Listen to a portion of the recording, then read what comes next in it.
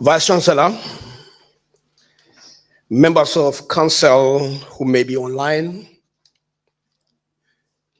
executive management of the University of Zululand, deans of faculties, heads of departments, students, and ladies and gentlemen. Welcome to the third installment of the Vice-Chancellor's public lecture series. This installment comes and follows closely on the heels of the University of Zululand co-hosting with the Shanghai University the third international conference on Earth and Environmental Sciences. This conference brought under one roof the largest gathering of world-leading scientists, policymakers, industry experts, and funders to confront urgent global environmental challenges. Participants came from 35 countries from 5 continents, making it possibly the most influential gathering of scientists in hydrology, hydrogeology, climate change, water security, biodiversity loss, and pollution. Among issues that were covered include the climate change, and in that it became very clear that climate change has a global impact, but the pain and the cost are felt locally. It became also very clear that water as a scarce resource has no respect for national boundaries, and this calls for transnational and international collaboration. The conference also pointed out that science continues to have a major role in anticipating and mitigating against environmental crisis. It concluded by saying that the scientists have a responsibility to demystify and to democratize science. And what it also meant is that our failure to anticipate has led to a situation where some preventable calamities happened. And the part of it is because policymakers and academics have failed to make sure that science is a human enterprise. I mention this deliberately to indicate that the scholarship at the University of Zululand is not inward looking. It's a scholarship that is grounded in Africa making its own contribution to the body of knowledge. This brings us to today's engagement. The engagement themed by Dr. Dladla to say, maybe we need to look at the legal and political thought of Mangaliso Sobukwe and the liberation of the African University.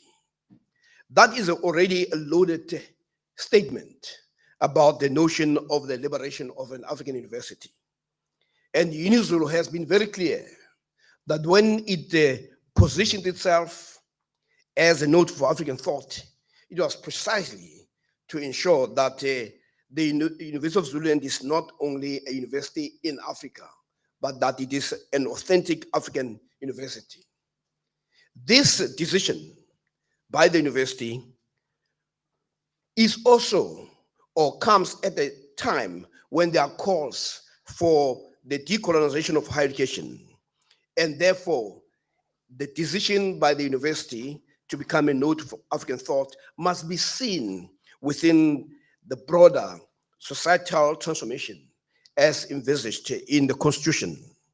And I know Dr. Dladla might say something about the Constitution in terms of reminding us that the Constitution is not a book that comes from on high. It is a book and a document that we have produced that as people, We don't exist for the Constitution, but the Constitution exists for us. The cause for African University has recently been reignited by movements that had become familiar to us. The Rhodes Must Fall and the Black Lives Matter movement, which took place and shook the entire world. And within our context, these calls simply were an expression of the countrywide dissatisfaction with the pace of transformation within the country and within the sector. With historical inequalities seemingly entrenched, the system remains largely untransformed.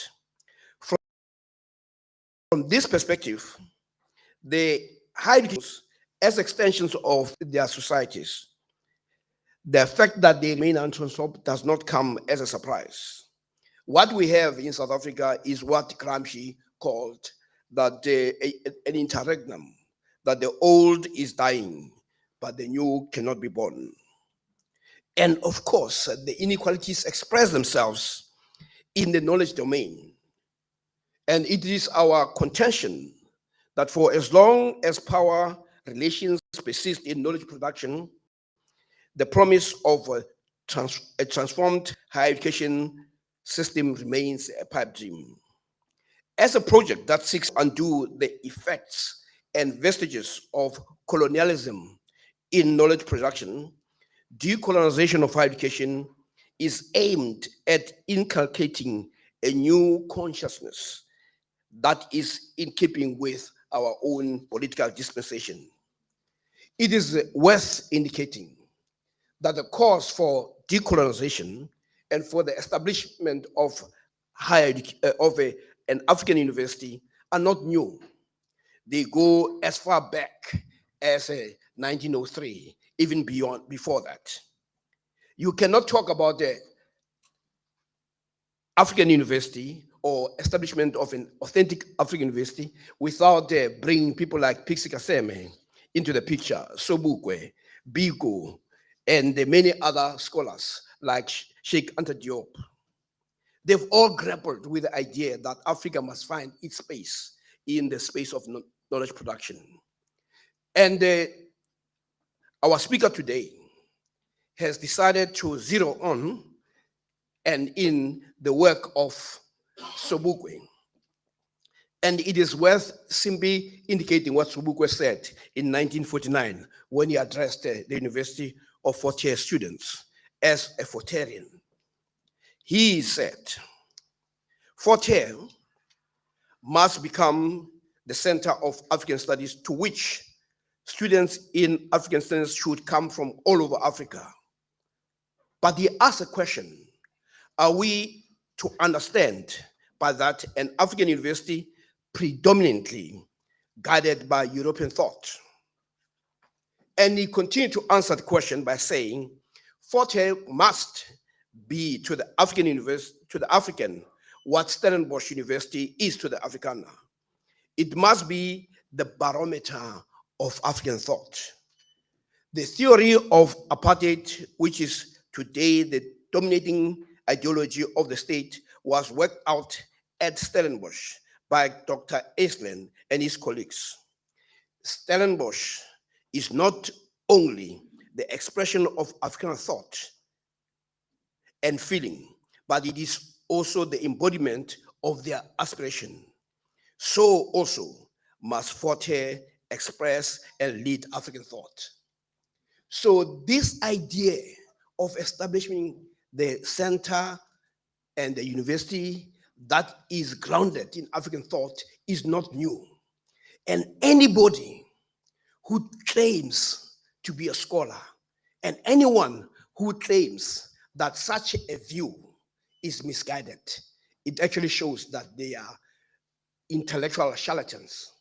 Actually, it will also be too kind to even call them intellectual charlatans. They are actually charlatans, because all scholars in the world today, and even our policy documents, are very clear that the notion that says we have to establish a node for African thought is an idea whose time has come. This is how it should be understood. That in carrying out this, the baton has actually been given to us.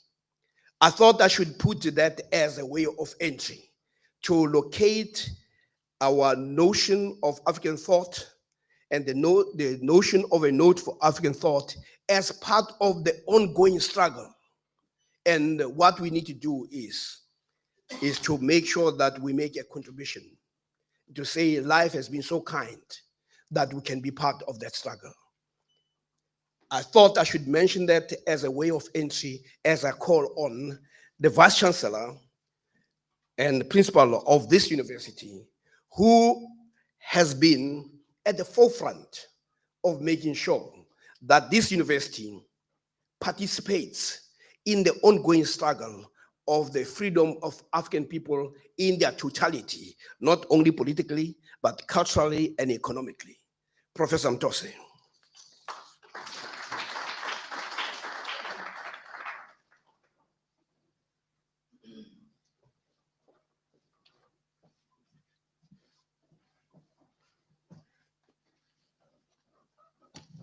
Program Director, Professor Siepe, you almost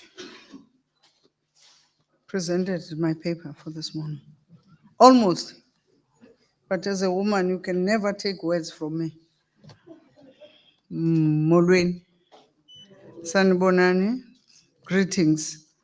University of Zululand Chairperson of Council, Professor Mabunda, and all members of University Council, executive members of the University Management Committee members, deans and deputy deans, staff and students of the university, Professor Siepe, chairperson of the session. I don't know how you got here because you are still a chairperson, but Professor Pome, you're responding, mostly important. Our guest speaker for today, Dr. Ndumiso Dladla. I greet you all and thank you for joining this webinar. In this third of 2025 webinar series, I must confess that my excitement about the explicit focus on African thought, yes, while our special attention is on legal and political disciplines, for me, what is particularly significant is the implied link between African thought in general and its role in liberation. To contextualize my thrill, let me be reminded that even as we deliberate on this webinar, the power-knowledge nexus, which is greatly assured in favor of the European worldview, is at play and continues to marginalize the cosmos of an African people.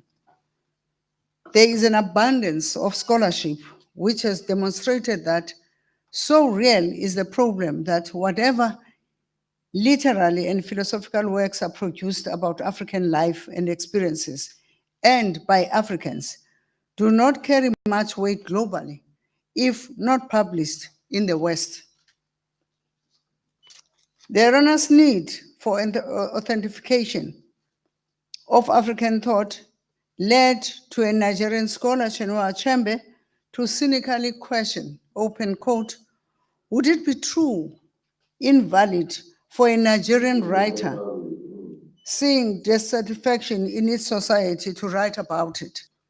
The good news is that over the centuries, the rank of African thinkers have grown and have not only seen the emergence of growing intellectual autonomy of African thinkers, but also African thought has become a key player in providing solutions to African and universal issues.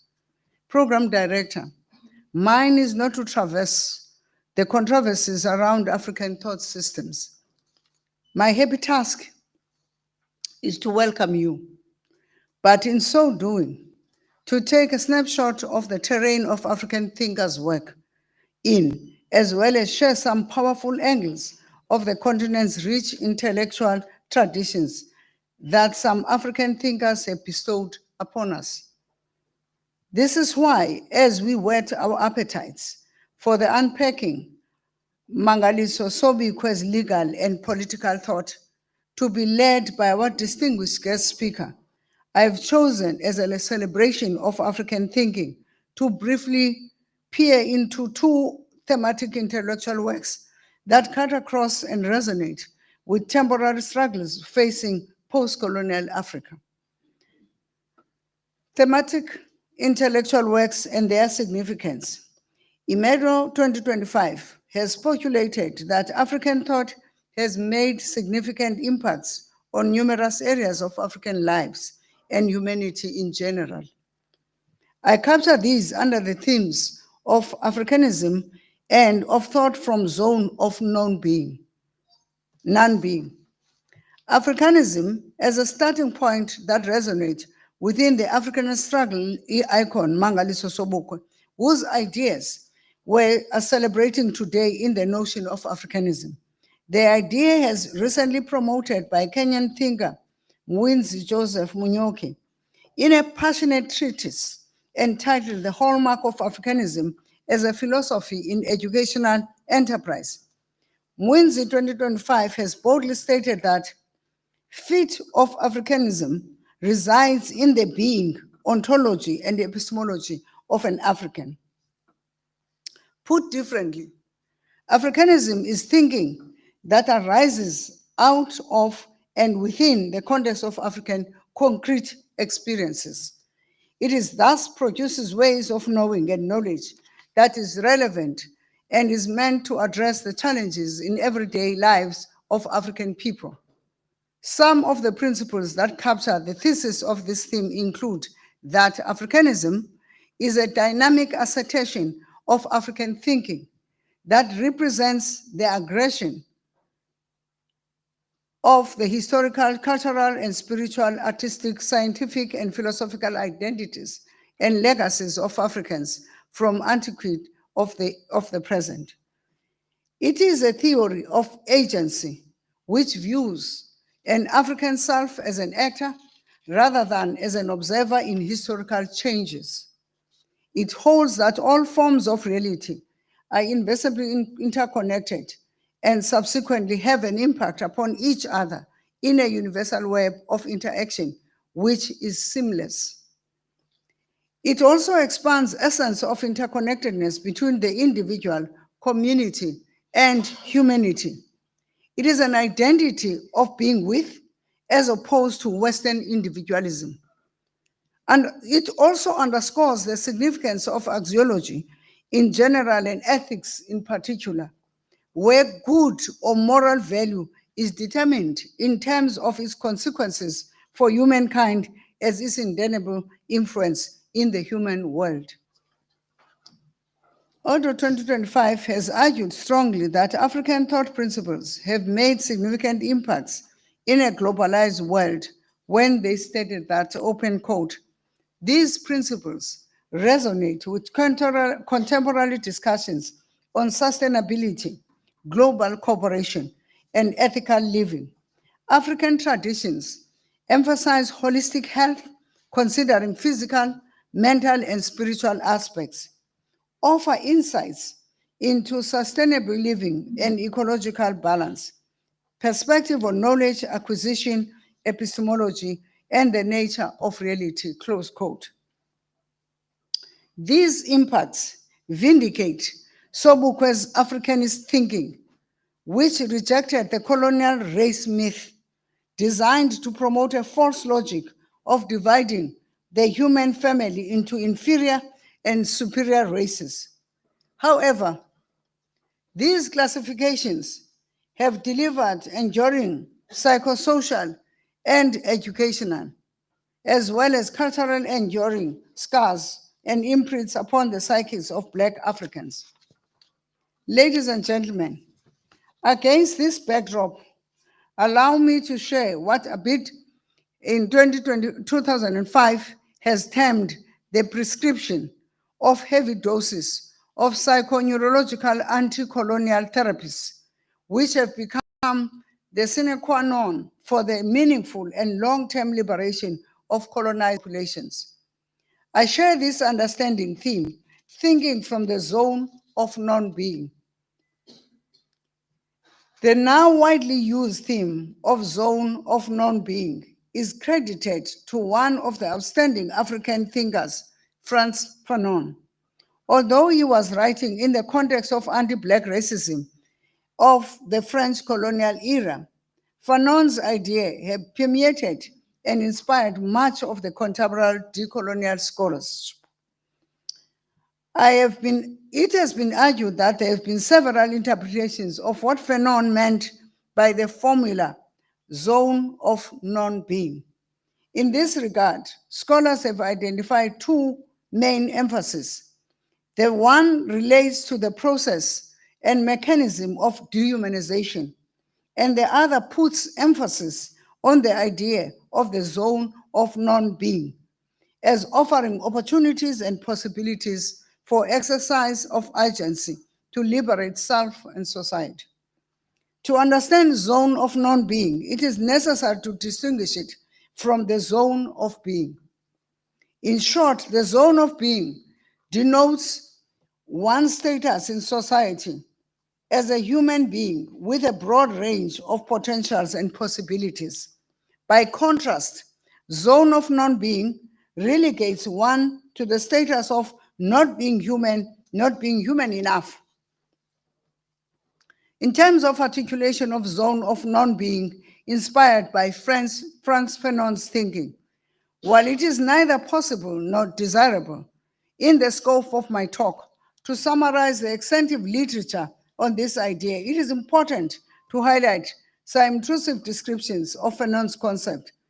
I do this by paraphrasing works informed by Fanon's idea in the following statements.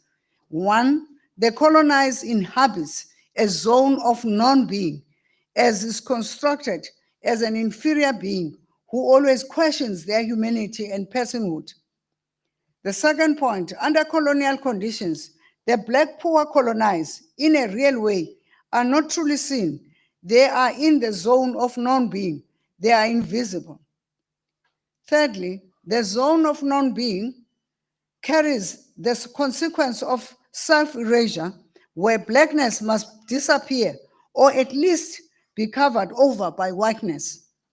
This means that the colonized subject is at war with itself, trying to kill any trace of the Black, native or colonized within and without, while also being at war with each other to achieve the same purpose. Fourthly, put differently, it is a state of affairs where Blackness must disappear or at least be covered over by whiteness. That's Fanon, black skin, white mask, is tantamount to a condition of ontological erasure by Hook, Derek. Ontological erasure defined as an insidious durational technology of dehumanization in which the very capacity to be a human is targeted by systematic eradication and an institutionalized power structure. With threat and inact of ontology erasure, what then does it mean to think from a zone of non-being? Thinking from a zone of non-being, despite his location into the zone of non-being, Fanon's prayer in his book, Black Skin, White Mask, was for the development of questioning mind and an open body that refuses to wear the mask and be closed to others. Once the colonized is endowed with new images of self, new projects of bringing oneself into ego being can be undertaken via self-created powers. Furthermore, much of the zone of non-being might not be a site of enslavement. The zone prepares the human to act, can induce men to be actional, and in a region ripe for an authentic upheaval, the zone harbors the prospects for revolution among to the unfree, a site where an authentic upheaval can be born. That's by Fanon. Given the concrete material conditions of suffering, for Fanon, individuals can get to think and become self-aware. And self-awareness is the route to their own liberation and that of the colonizer.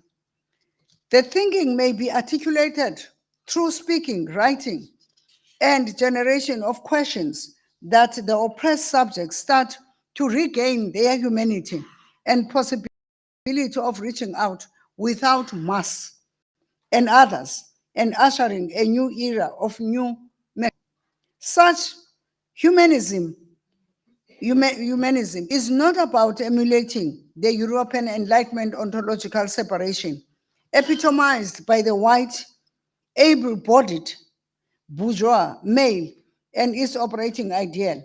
Rather, it is about accepting the colonized Black man as a human in his own right and her own right. Program Director, by now I hope the highlights of the importance of the intellectual work of thinking from the zone of non-being in a quest for freedom, including the work of Sobukwe and others you might think of, is running through people's minds. With that said, allow me now to briefly reflect on the two authentic thematic intellectual works meant by liberating the African University. Our liberating of African University. I do this at two levels. The one level is the one which inspired the mobilizing of African thought on a broader scale, beyond those that have sketched under the two themes, including the thoughts of Mangaliso, Sobukwe. I should add that the UNIZILU version 27 on building a node for African thought must be seen in this light. I agree with you, Program Director, Professor Siep, those that are dreaming that this should die, they must dream again. This is here to live and to revive us, to make us a new society that understands our being. The other levels relates to the identification and deployment of growing decolonial grammars of change that resonate within the thinking. We see the two thematic work, Africanism and in thinking from zone of non-being. It is on this second level that I wish to briefly illustrate the discourse and praxis of liberating the African University. First, we learn from Africanism thinking about the connectedness of being, ontology, epistemology of an African, meaning that an African university education which does not recognize this reality will alienate the African, as the Roads Must Fall students movement articulated in 2015 and 16. Related to this point is that holistic nature of African thinking, as postulated by Mwizi above, offers an angle of tackling the colonial metrics of power. Africanism is a mode of thought that has the potential to unmask and dismantle the critical coordinates of the metrics, thereby contributing to the liberation of the African University. From this theme, thinking of the zone of non-being, among other things, we learn to shine the spotlight on the subjectivity of the colonized and thoughts that arise out of the concrete condition of domination.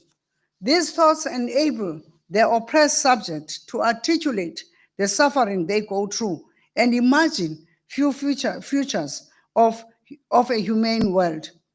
Maldoro Torres in 2015 has argued that the colonized subject can be conceived as a point of entry into the critical examination of modern colonial conceptions of being, power, and knowledge. The colonial metrics of power, which together creates the basic infrastructure that sustains a colonized university. With this in mind, it stands to reason, therefore, that focusing on transforming the colonized subject through anti-colonial self-awareness and critical consciousness opposed to the colonial one, as well as liberated mind, empowers the subject to enact a decolonial praxis and to build an authentic African university, which is not a transplanted Western university. The empowered colonized subject in ways stated above, acquires the capacity to shift the geography of reason away from the hegemonic Eurocentric centers towards the Hutu periphery to produce a relevant and non-alienating education. With this line of thinking, it can be deduced that liberating the colonized subject can be a powerful essential condition for liberating the African university. In conclusion, I would like to leave you with 3-point takeaway distillation of the contributions of African thought. The first one, decolonization of knowledge. By countering the dominance of Euro-Western philosophical frameworks and emphasizing African contributions and perspectives, as well as the need to restore indigenous ways of knowledge and understandings that were marginalized during colonial rule. Number two, philosophy of liberation, which can be in existence with thinking from the zone of non-being to resist physical and intellectual oppression and seeking to empower African societies through critical thinking and self-reliance. The last one and the third one, philosophical pluralism, engaging with other philosophical traditions and creating space for hybrid and interdisciplinary approaches to signal the prospects for the emergence of new true humanity. With these words, I wish you robust and inspiring deliberations, and I thank you. Over to you, Program Director.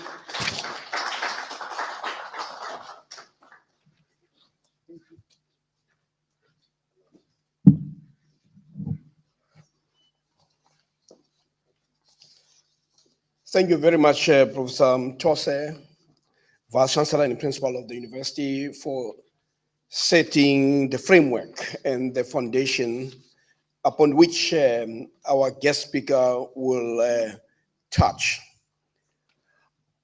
Most importantly are the three elements that emerge sharply, that for too long Africans have been observers. So when we talk about creating a university that is African-centered, it's mainly to make sure that the African enters not as an object, but as a subject of history, as an actor, as someone who is also defines history. You also touch on the issue of ontology, which is very important, the identity of being and the identity of being with, as opposed to the individualism. You also gave an assignment that we do need to address the ontological erasure of African people. And in doing so, you link that to the issue of epistemological erasure, which has to be our business of going forward. That it is in addressing this that we can find epistemic freedom. So our struggle is against this epistemic erasure and epistemicide that has become associated with not only colonialism and apartheid.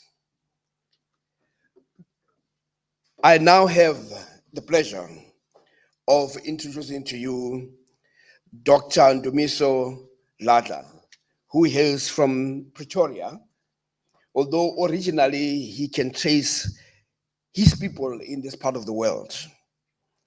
He teaches the jurisprudence at the University of Pretoria in the Faculty of Law, and his area of interest includes, among other things, constitutional theory, a Zanian philosophical tradition, and he has published extensively scholarly articles, book chapters, and most significantly, it's also a monograph that he has written, which is titled "Here is a Table, a philosophical essay on the history of racism in South Africa." Before he ascends the stage, I would like to almost provoke him by quoting again the subject of today's presentation. Addressing the university again in 1949 to make sure that he is not misunderstood, because there are people who read you not with the intention of learning anything from you, but with the intention of misunderstanding you so that they can attack you. I repeat, there are people who read you not with the intention of understanding you, but with the sole purpose of misunderstanding you so that they can attack their own misunderstanding. Sobukwe said, so that he is not misunderstood. We have chosen African nationalism because of its deep human significance, because of its inevitability, and the necessity to world progress. World civilization will not be complete until the African has made his full contribution. I wish to state, to make it clear again, that we are anti-nobody. We are pro-Africa. We breathe, we dream, we live Africa, because Africa and humanity are inseparable. So when we talk about the African, and we talk about African university, it is because it is linked to humanity. Again, this is for those who choose to misunderstand, who still have to go and learn. Anybody who claims to say what we are pursuing at this university is a person without a historical consciousness, which is what all leaders in the continent and our engagement is such that our notion of African is not South African, is not continental, but it is global. Dr. Zada, I hope you've been.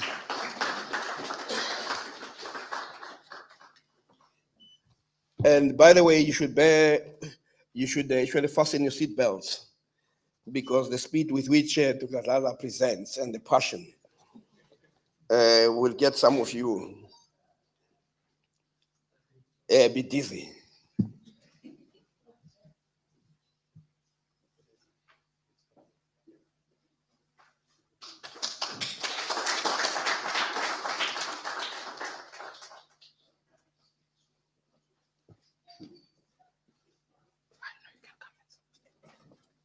Does this need to be here? Yes. This way. Yes. I need to read some text from here. Okay, no, you can just place it here. Oh, I have to look at my own face. This is not a very pleasant thing. Thank you. Thank you.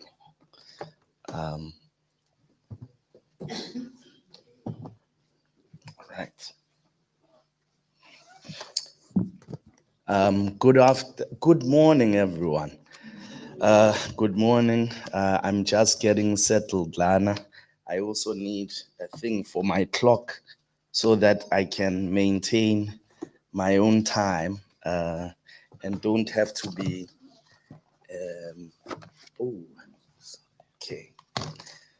Sorry, this podium is small, so I don't know if. Okay. I see. Okay. I appear to be fine now. Okay. Okay. Is this okay? Yeah. Okay. Good morning, everyone. I'm very pleased and honored to have been invited to spend the time with you. I suppose that I should thank all of you firstly. I suppose that the African maxim, inkosi ngabantu, suggests that without the actual people of the university, there would be no leadership of the university and no university. So I begin with the people to say, I understand that you could have been doing other things today and decided to spend your morning with us. And for your presence, I'm very grateful. I'm very grateful to the Vice-Chancellor for making this a possibility, and Professor Siepe for extending the invitation on their behalf. And so, and I apologize if I've forgotten to acknowledge anyone. Usis Lungelwa as well, in her contact and arranging for me to be present here amongst you. Okay, so I'm going to begin with a basic map and outline. The mistake I've made is I think I've left my phone. If I have, its purpose is for me to keep time so that I don't have to be unceremoniously dragged from the stage, because if they don't stop me, I will go on. I will go on and on. So I'm going to set my clock. I have 50 minutes, yeah? Okay. 20. 20. Really? Okay. Oh, well, if it's only 20, I would really have to speed through. Okay. I was given about 50 minutes. Okay. Oh, no. Okay. All right. No. Okay. Okay, so I'll begin by setting out a map of the way in which I mean to reason the things we'll discuss today. And then I'll hopefully not read very much, because I'll be engaged by your beautiful faces and expressions in the conversation that I hope we'll be able to have. So the map goes thus. Numerous thinkers in the Black radical tradition have decried the tendency of the over-biographization of Black intellectuals in a phenomenon where the recollection of their lives, scandals, and struggles, spectacles, replaces the careful study of their contributions to the universe of thought and history. After some notes about the interesting place of biography in the emergence of Black radical historiography, this talk will dispense with a biographical account of Sobukwe and focus upon his legal and political thought. We will read 3 different historic events and sets of artifacts arising from them to aid in our hermeneutic examination. One is the founding of the PAC and its distinctive ideological and political characteristics. 2, the so-called Sharpeville massacre as a praxeological expression of its political thought. And 3, the trial of Sobukwe as an oral treatise in the legal thought and constitutional theory of the PAC. The presentation will conclude with some ideas on the value of this heritage for the struggle against neo-colonial constitutionalism today and the place of the university within it. So I should begin first by, is it me, or is it in my head, or is it in the world? Okay. So I should begin with some notes on method. I suppose some years ago, we spoke about decolonizing decoloniality. And, the basic notion is that I studied and was at UNISA at the time that we came across some of the efforts of the Latin Americans. And in fact, my own teacher, Mokhube Ramose, was familiar and had introduced me to some of the thinking of their predecessors in the philosophy of liberation, from people like Enrique Dussel and Salazar Bondi.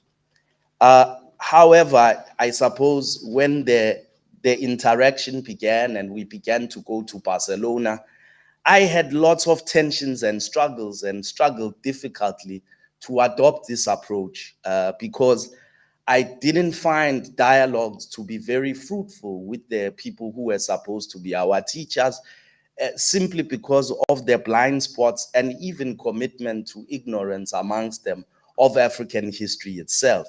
Now, if the novel contribution of the approach itself is supposed to be the location of the residues of the colonial order after the demise of the colonial enterprise, well, there are many African thinkers who had made these observations long before the advent of this current iteration, which is called decoloniality. So the approach, the way that I studied and structure, I suppose we broadly, with a similar set of preoccupations, call African philosophy. Nkrumah, of course, in the mid-1960s, wrote an important treatise called Neocolonialism, the highest stage of imperialism. So important was this text that the recently declassified CIA files in 2021 suggest that the publication of this book was the straw that broke the camel's back and led to the coup d'etat, because of the extent of the revelations of the living colonial enterprise, especially the Anglo-American Corporation and some of its subsidiaries in the goings on of African history, in the Congo more recently, before Nkrumah was overthrown.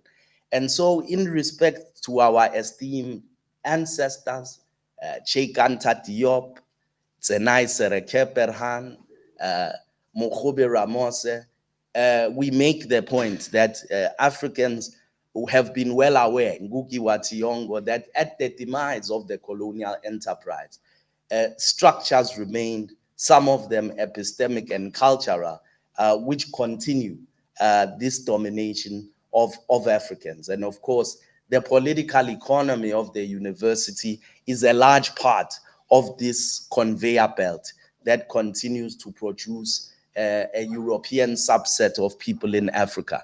One must guard even in the importation of resistance itself. When one is looking for resources, one must lack the thing that one asks for next door.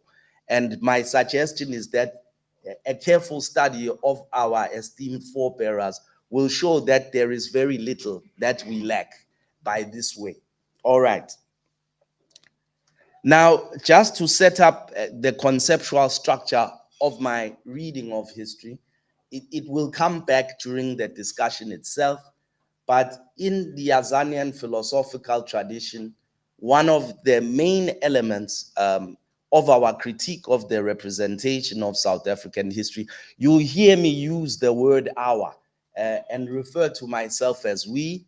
Of course, I walk with my forebearers everywhere, but I'm also referring to my colleagues and ancestors in thought, because it's a great mistake, the advent of the individual thinker who, wonderfully discloses new truths about the world. The truth about thought is that it's a collective enterprise and a mutual exchange of forces between people who are faced with problems which they themselves do not necessarily invent. So the problems themselves are intimately related to the way in which we think, but even the language which we use, which is the basis of our thinking, much of it is not created by individual thinkers, but is received from the language culture in which one is born.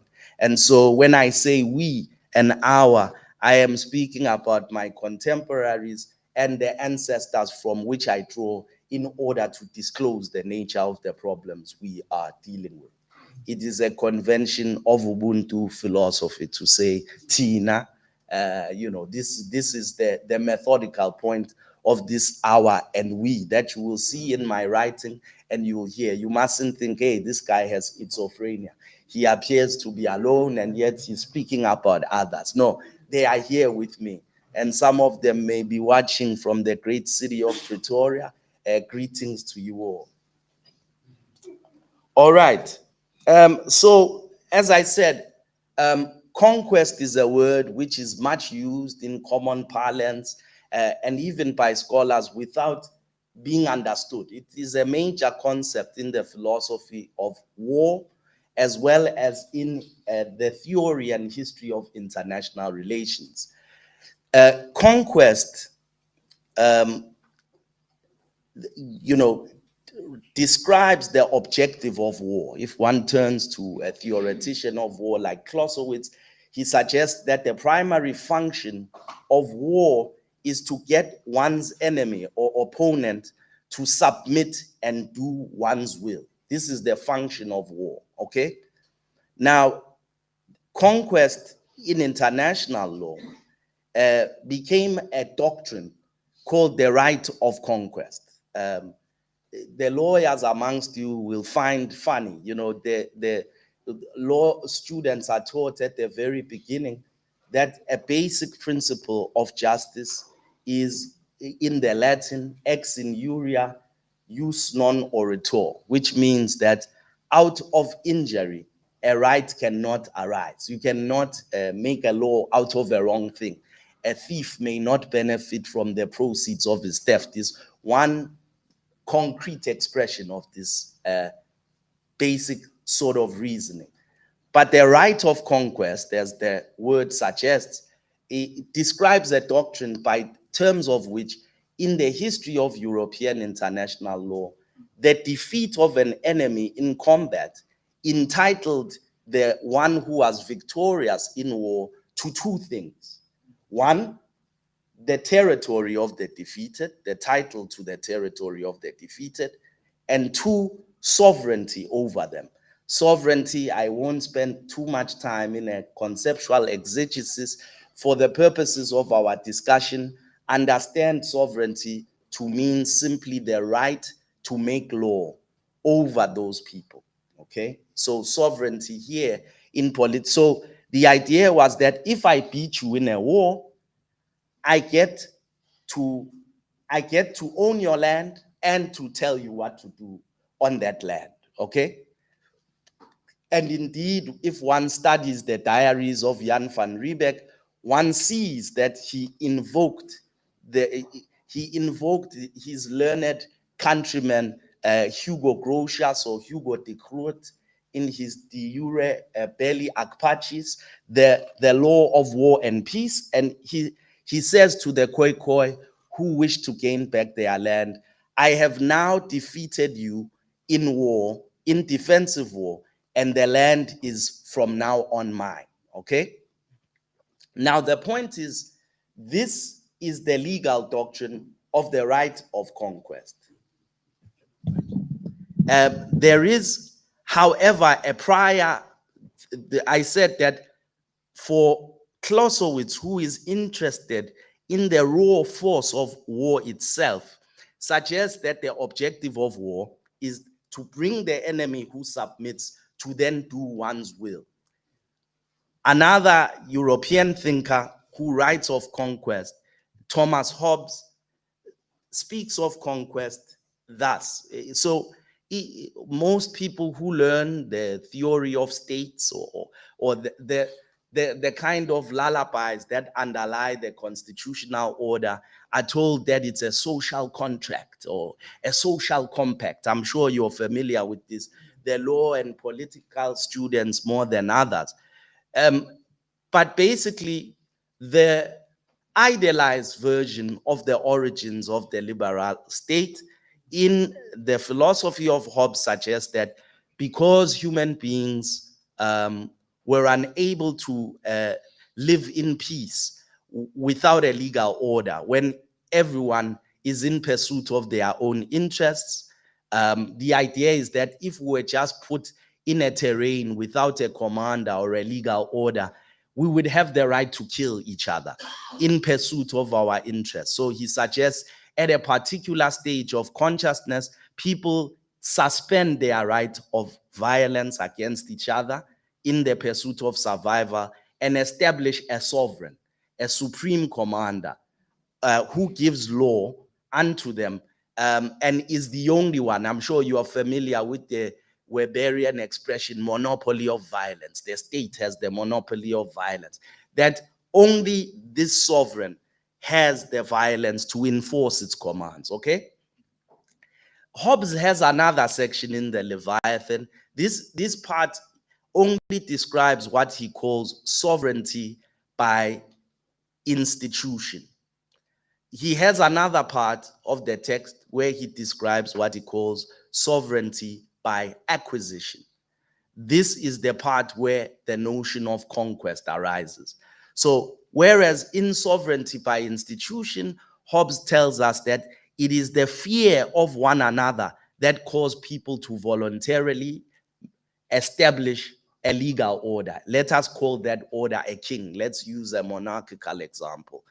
But in sovereignty by acquisition, Hobbes tells us it is not the fear of one another that brings the submission, but the fear of an external wielder of violence who brings the society to heel. Now, when Van Riebeck says to the Khoikhoi, I have now defeated you and the land is mine, he is invoking precisely this doctrine. By the way, conquest, according to Hobbes, is also the basis for the enslavement of someone. So it was thought, because the state of war brings us into a mutual situation of attempting to kill each other. During this process, we each of us have the right to kill each other. And it was so thought, if I don't kill you, though I had this right, if I preserve your life, it is mine. And I can so command you thenceforth. So Hobbes defines conquest by saying it is not simply the defeat of the enemy, it is not putting one in chains or prison or eliminating them, killing them. Genocide is not conquest. Conquest for Hobbes and others describes the point when the one who is defeated surrenders their life. In exchange for keeping their life, they surrender their will to be under the command of the one who defeats them, okay? So when I say we are conquered people, what I am saying is that we serve our lives at the pleasure of the conqueror. And the point that I will try to make following Sobukwe is that conquest is the foundation of the South African legal order. The law that we obey, it is no mistake the transplantation of the Roman Dutch law. It isn't a natural borrowing that Africans went out and said, oh, let's see, I think that the Roman legal system does this better, let's try this. No, it came precisely through the barrel of the gun. So the question is, of course, how and why it is retained. And I will try to show that the barrel is still pointed at all you Africans. And it is our task to see that in order that something might be done about this. Now, I should have called this talk, and I regretted it afterwards because I pursued it, the writing of the title in a rush. I should have called it Mangaliso Sobukwe as the main title. That is the wonder that is Sobukwe. Of course, this word has a large semantic range covering both miracle and wonder. And indeed, Prof was citing Sobukwe's 1949 speech, which I will not repeat, but one aspect of his intellectual biography, Sobukwe was actually a linguist. And he wrote a fascinating thesis at the University of the Witwatersrand on Xhosa riddles. He was preoccupied, in fact, with wonder and with the notion of contradictions in literary and linguistic and even legal and political forms. It's the detection of the paradox. It's about paradoxes in Xhosa riddles. This is a theme which underpins his approach to the examination of the social and political. But by the wonder of Sobukwe, I also mean to describe what is my own concern and sense that despite, as I started, the biography of Sobukwe and its facts have been rehearsed by quite a number of biographies, especially after 1994. In the past couple of years, there have been several. But these biographies appear to me to still be unable to disclose precisely why this was such a singular figure. There is something which is almost along the rumor mill. Sobukwe was so dangerous. Sobukwe was so dangerous that, hey, they isolated him from the other political prisoners. Sobukwe was the only political prisoner. Sobukwe, his speech was banned. These are all true things, by the way. His speech was banned. He wasn't allowed to write. In fact, even the interview that survives of him after he leaves prison by Gail Gerhardt needs to be taken with a pinch of salt, because Gail Gerhardt says she wrote it from memory because she was not allowed to record Sobukwe. So his voice, we don't have survivors of his voice, of his image. So there's certainly something. But when you try to ask, why was this guy so dangerous? I have read so far all the historical, the biographies which have come out, and still reliant upon them, this question is not precisely answered. What precisely was so dangerous or so singular about the thought and life of this figure that he continues to have this enigmatic veil that surrounds him, which appears to be impenetrable to those who study his life? This is what I'm going to try to do. Forgive me if I fail like my predecessors, but let's see what happens. Now, first, a note on Black historiography. In all together with the question of the university, I was speaking to some of the professors outside that one of the major things that troubles me in South Africa post-94 is the failure, it appears, to have produced an indigenous or Black historiography, an interpretation of South African history wholesale on the basis and priority of the interpretive priorities of the Black experience. We have, of course, Black historians, but these Black historians are still adhering and integrated their enterprises into the predominant schools of white historiography. Part of that is precisely the outstanding problem of the African university. In other African countries and in other formerly colonized places, it was the first priority of state to liberate history, because historical interpretation forms the very basis of political life. There has to be a basic consensus about what has happened and what our priorities are, which revolve around this. And if you study the Africanist, that Sobukwe, he admired the nationalist impulse in them. That's why Stellenbosch makes that they were able to use their self-consciousness, collect resources in order to train. You see that people like J.A. van Jaarsveld, they produced various treatises on Afrikaner historical interpretation and used their power over the state to prescribe that history to become the standard base. My own sense, and this is only speculative, is that in other African universities, like we have the esteemed Ibadan School of History, we had Dar es Salaam, there were really great accomplishments and innovations objectively in historical writing that happened all over the African continent after independence. But the difference is that in these countries, the historians, so-called, were sent to other parts of the world to study history and came back to establish departments. They had intellectual sovereignty. In South Africa, because of its settler colonial situation historically, even though there were attempts, it was said by the establishment in the university to Mandela's government, we don't need to do this. We can just bring the young who wish to study these things here, to study in the South African universities. And unfortunately, one has to look at things realistically. One cannot entrust the resolution of a historical problem. The white intelligentsia was part and parcel of the erection of the colonial system and its defense. Now, to entrust the same parties who were responsible for producing the justification and defense of an order to training their successors in title is rather silly. It is rather silly. So it is not then the black people who were trained afterwards were simply integrated into this pre-existing order.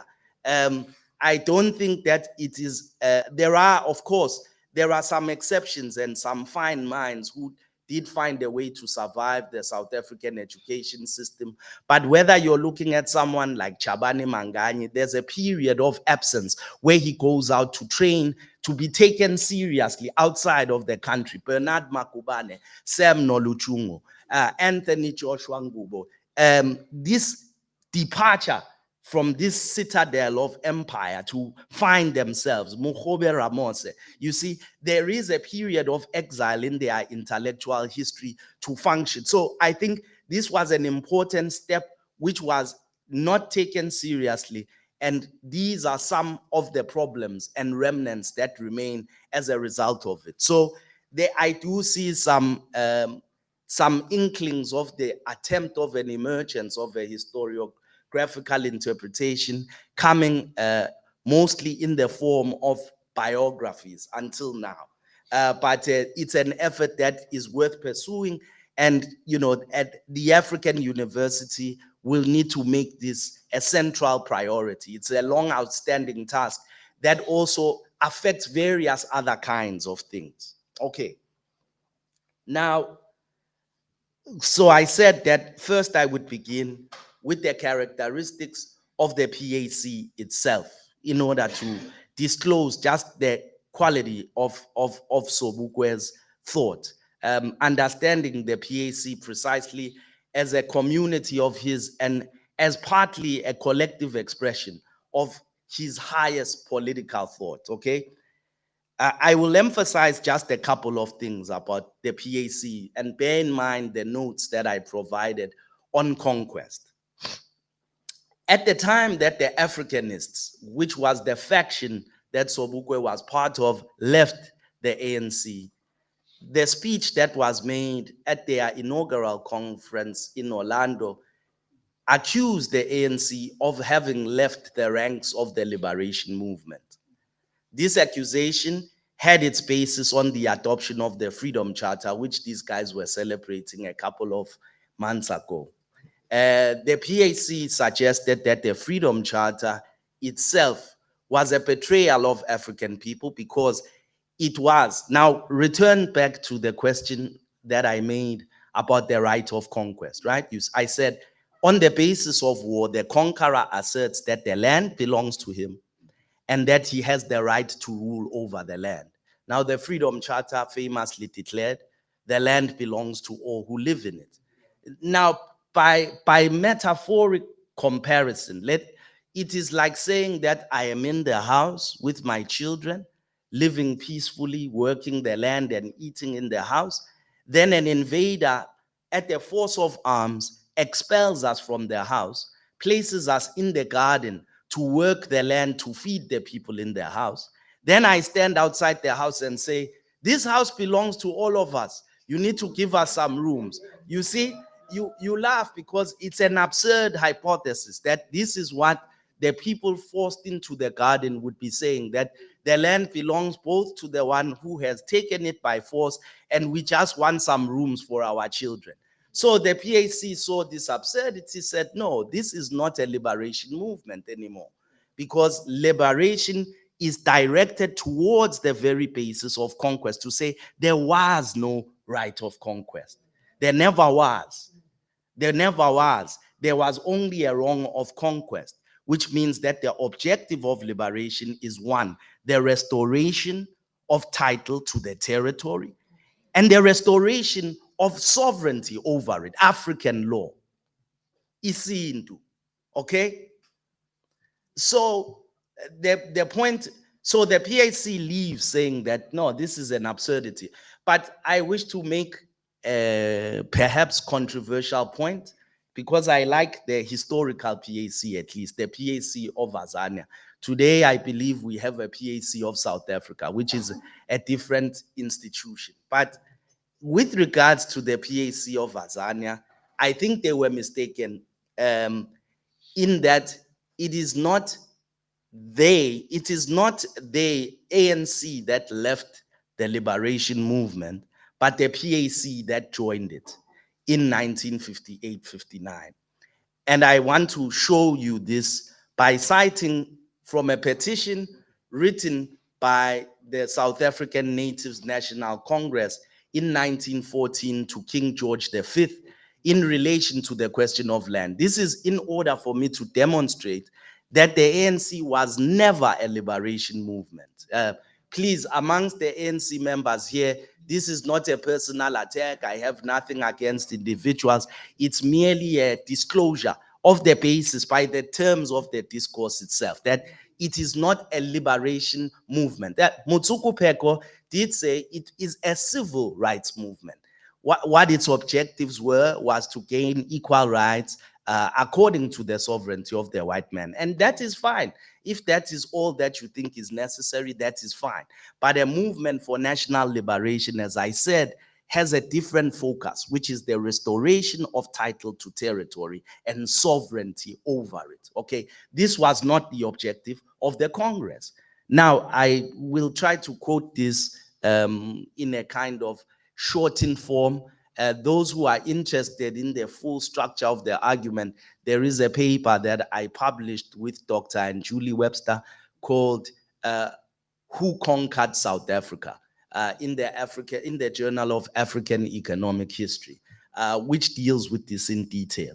But I want you to hear the authors of the ANC writing to King George V, right? We, that is the petitioners on behalf of the natives, are your majesty's most loyal and humble subjects, who have always been loyal to your majesty's throne and person, and still desire to continue being loyal to your majesty's throne and person. That the petitioners, in their capacity as the representatives of the South African Natives National Congress, which is again the representative body of the natives of the Union, most humbly approach your majesty as their king, their father, and their protector, and say, the petitioners are descendants of a race which, when their forebears were conquered by your majesty's might and their land taken from them, their laws and customs mangled, and their military and other institutions brought to naught, loyally and cheerfully submitted to your majesty's sway, in the full belief that they would be allowed to possess their land as British subjects and would be given full benefits of British rule like other British subjects. That the petitioners say that when their forebears submitted themselves to the rule of the British government and paid homage to them, they fully accepted the sovereignty of Great Britain and no other. Okay, I stop here. You study the petition for yourself. But you see, the point is, these are lawyers. These are, there's a brother who calls them the authors of the South African Constitution, that we leave to the students of the law. But these are people who are fully aware of the notion of the right of conquest. And they are invoking it directly to say, you beat us in war, the land is yours, we are your subjects. We just want to be treated like the other children in their house. But the house is yours. Just give us a room and give us the same rights. So you see, the PAC is mistaken in arguing that it is they who it is the Congress that has left the liberation movement. No, they have just joined it in 1959. And this is why, and the Boers understood this very well. This is why the ANC had existed for almost 50 years at the time of the so-called Sharpeville massacre, to which we'll turn shortly. But they'd never been banned. They bebaphila kamnandi, grand nje, ngama 3-piece suits, English speeches, go grand. The PAC was in existence for less than a year, and all Black political movements were banned summarily. Why? Why? It is precisely because of the departure from this problem of conquest, okay? So the PAC then recognizes this, and its first approach, conquest is not complete formulaically. As I said, Hobbes says it is fear of the conqueror. So typically when you acquire a territory, it isn't just a nice stroke of pen. You have to butcher some people. You have to commit gratuitous violence in order to inspire fear amongst those who are conquered, right?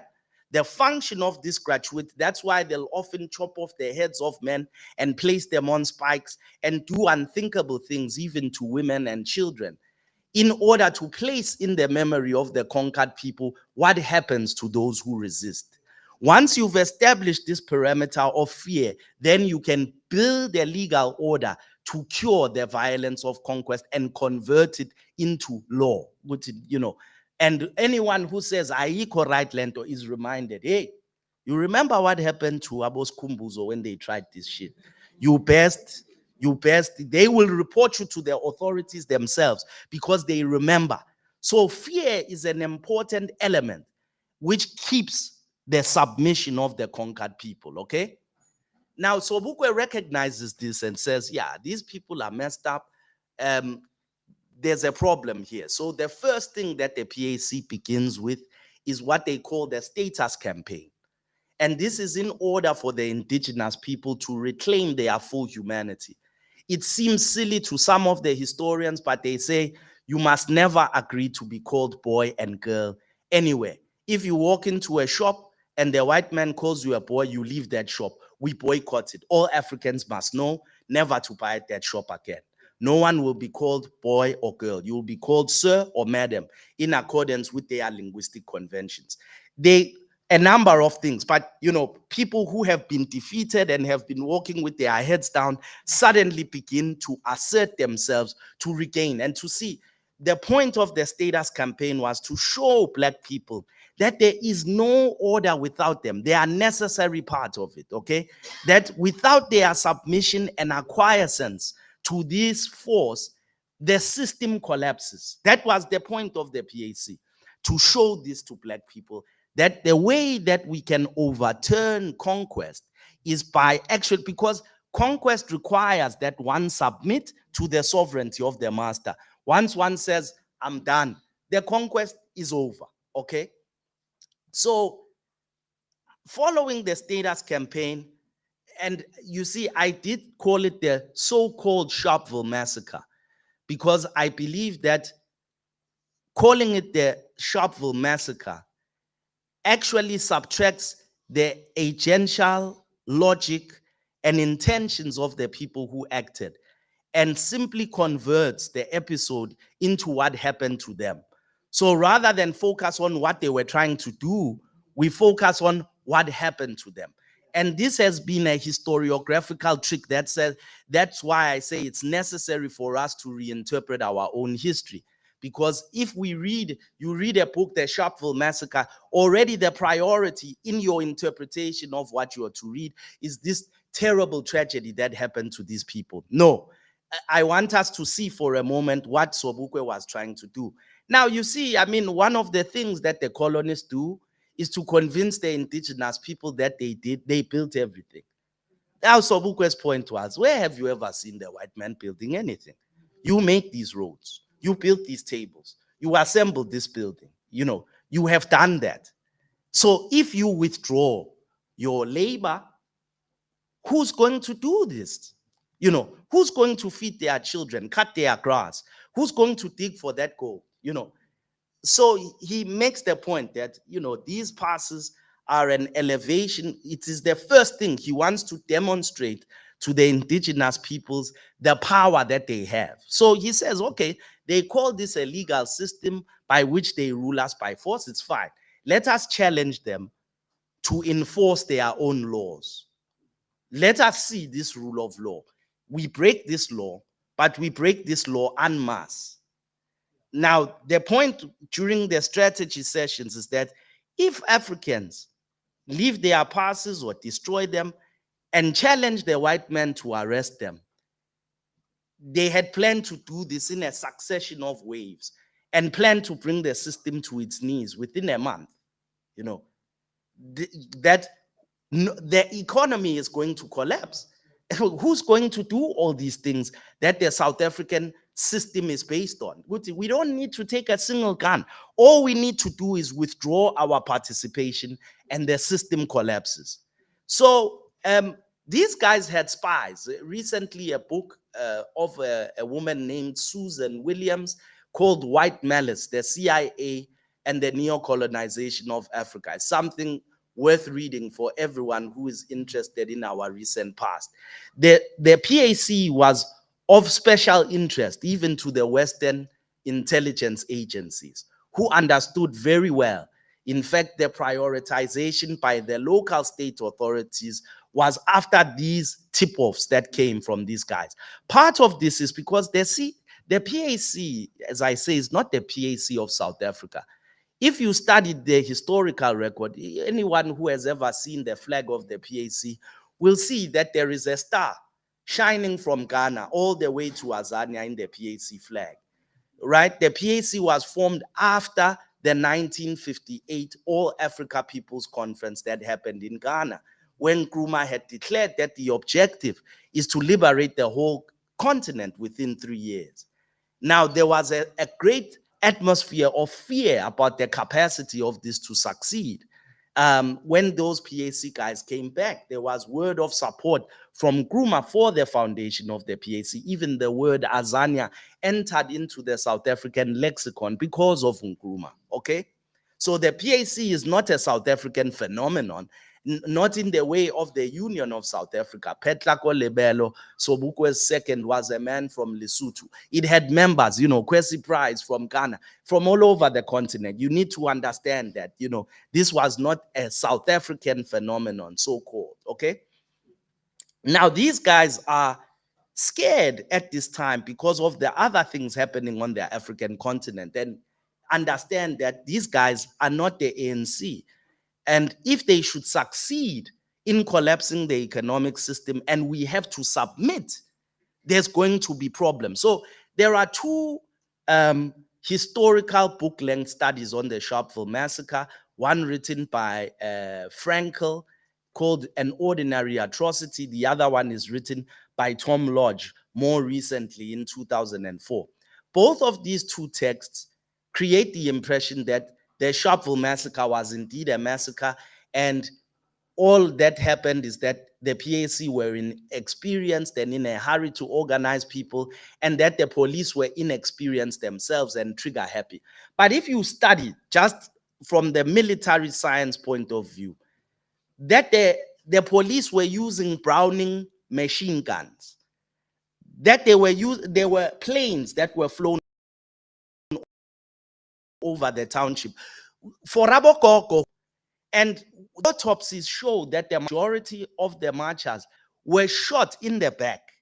The bullets were lodged in their backs as they were going. And in fact, the accounts and testimonies that come even from Lodge's account amongst the survivors who pretended to be dead say that when these Boers were finishing the people who were lying down off, they were saying, "Maibuye tu," and shooting them. So this means they were mocking the PAC slogan, "Let the title to territory be returned to the people," by saying, "Let it return." You know. So, but the point, go back to the structure of conquest I began with, that the inspiration of fear and the maintenance of a strong subsidy of fear is an essential component of being able to keep a stable dominion over the conquered. Once you don't have fear, conquest collapses. So these guys recognize that if this thing succeeds, it is going to destroy the fear of the natives completely. And my own sense is that they deliberately mowed down Abogogo in order to inspire or to reinscribe fear as an element in the South African political order. And indeed, most political historians confirm that after 1960, there was a period of quietude in South African politics, of absolute terror because of what had happened. But in thinking of Sharpeville as a mere massacre, rather than seeing that it was directed towards the very theory of conquest, we miss and kill our forebearers who did this amazing thing. I wonder whether one should call it the Sharpeville uprising, the Sharpeville stand, but to relocate their agency in the consciousness of the people and what it is that they were trying to do, okay? Now I turn to the trial of Sobukwe, right? Now, I will emphasize two things here. In the trial, so remember, I'm trying to answer the question, why was this brother so damn dangerous? I hope that you have one of your answers so far, that so far in the history of South African politics, you see, you have people who are dealing with the colonial administration or they are fighting apartheid. And here you have somebody who is fighting with the conquest itself as the foundation of both. The point is that you can end apartheid or end colonialism. And if you haven't disturbed conquest, the order which conquest established remains. That is why title to territory still belongs to the conqueror today. And the sovereignty, the legal order which governs us all, it is not ours. It is not ours. So the point of this brother was a deviation from all these other to get to the root. And these guys understood him much better than we do, you know. Now, in the trial of Sobukwe, something very interesting happened. The PAC has got a slogan, no bail, no defense. They don't play that game. But in the case where they are charged after the Sharpeville stand, Sobukwe is asked to plead to the charges. He stands up and he says to the judge, and I'll paraphrase him, probably in a theoretical fashion. He says to the magistrate, Your Honor, let it be remembered that we refuse to plead, having it that you had no authority by which to judge us. Okay? This is a challenge of the right of conquest. The point is, it is the judge that is the criminal rather than the accused, because the legal order is fictitious. There's a small minority of people who, by the force of arms, are now commanding people who have had nothing to do with the ascendancy and forcefulness of this law, except to submit to it. So he says, rather than play this game with you and pretend like this, you do your best, do whatever, send me to the gallows, do whatever, but there is nothing to defend because it is you, there is no law. So they enter him into an automatic plea, but counterpose this to the other brother. I have fought white domination. It is with a stellar defense, about George Bezos, Here you have this guy saying, no, we won't. There's nothing to defend. It is you who must defend. You are the attacker. You are the one who is the criminal here, not me. This is a very important thing because it discloses the thinking of the PAC about the South African legal order itself. That this is not an order which is based on right, but only absolute force. And we have no moral responsibility to acquiesce to this order, so because it is not a legal order, it's a criminal order. If you study the history of the PAC, even during its exile period, you'll see another interesting sense that the Congress movement, throughout its existence, never objected to the membership of the UN by the National Party. the UN Charter required that to be a member, one needs to be a democracy. And yet the Congress never objected to the presence of the NP. It was the PAC's international desk who established that this is a tyranny. It's a despotical government that does not have the mandate of the majority of the people. It must not be allowed to speak in international society in the name of the people. This is a theoretical distinction about the interpretation of the nature of the struggle between the civil rights approach, which believes all that needs to be done is for Black people to be given rights, the same ones as their conquerors, and another which suggests, no. One may not profit from his crime. We need to deal with the question of justice first before we can establish, So this is a very important thing. I mean, there are other factors that will demonstrate this, but they will take me into humanitarian law. But after this guy is charged, as you all know, the General Law Amendment Act is passed, the so-called Sobukwe clause, in which this government, which had pretended to rule by the Westminster rule of law system, now uses its legislature to charge somebody and extend his sentence without trial. Helen Suzman actually goes to Parliament to ask Gabo Foster, why is this guy, why you've made such a great fuss and show of being a democracy and playing by the rules so far to the Western court. Why are you making a joke out of us by practicing this kind of tyranny now after all this time? And they say some senseless things. They say that is a communist, which I don't think they believed. But there had been certainly many communists that they had not charged using this approach.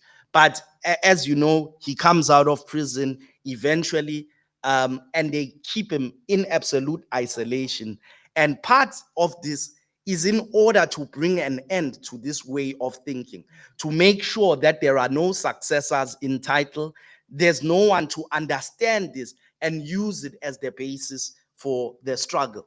So my own point, I suppose, is, the point of our contemporary work is the fact that, of course, despite all the celebrations about this problem having been resolved during the transition, it is not a problem which has been resolved. And if we examine Sobukwe's thinking in respect of what the function of the university is, in the liberation of its people, of the human beings it deems human, it has to take as its priority precisely these outstanding contradictions of liberation, instead of teaching our students to obey the extant order in order to gain jobs within an order which actually upholds this basis, to direct the curriculum to disclosing precisely the nature of these contradictions in order to begin to think of a way. Because if you look, going back to his example of Stellenbosch, our own experience aside, the Boers took on the mighty British Empire, the Broederbond and the University of Stellenbosch, created a stratagem and a plan to infiltrate the state until they took over, and then began on an essential program to transform the economic structure for the upliftment of the Boers, of course, at the expense of the indigenous conquered peoples. But the point is that in some messed up way, it was precisely an instance of an institution directing itself towards the liberation of its own people. Even if in this instance, it's a particularly sick sort of notion. But the point is that we cannot take the common sense of the transition as the starting point to the establishment of the curriculum, and the outstanding problem of liberation needs to be the starting point of how we teach. In closing, I say, towards the abolition of the South African Constitution, Izwe elethu.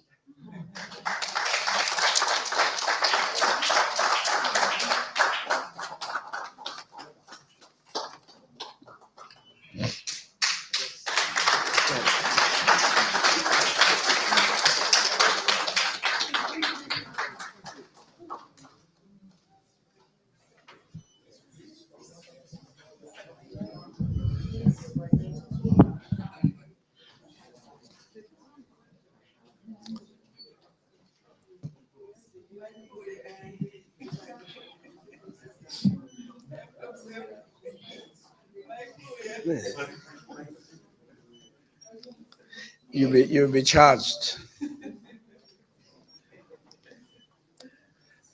Dr. Lata, I had no doubt that they're bringing you here, you were going to do exactly that. This is why I had warned the audience that it would be very important for them to fasten their seatbelt, because you were going to undo the damage that they had been exposed to.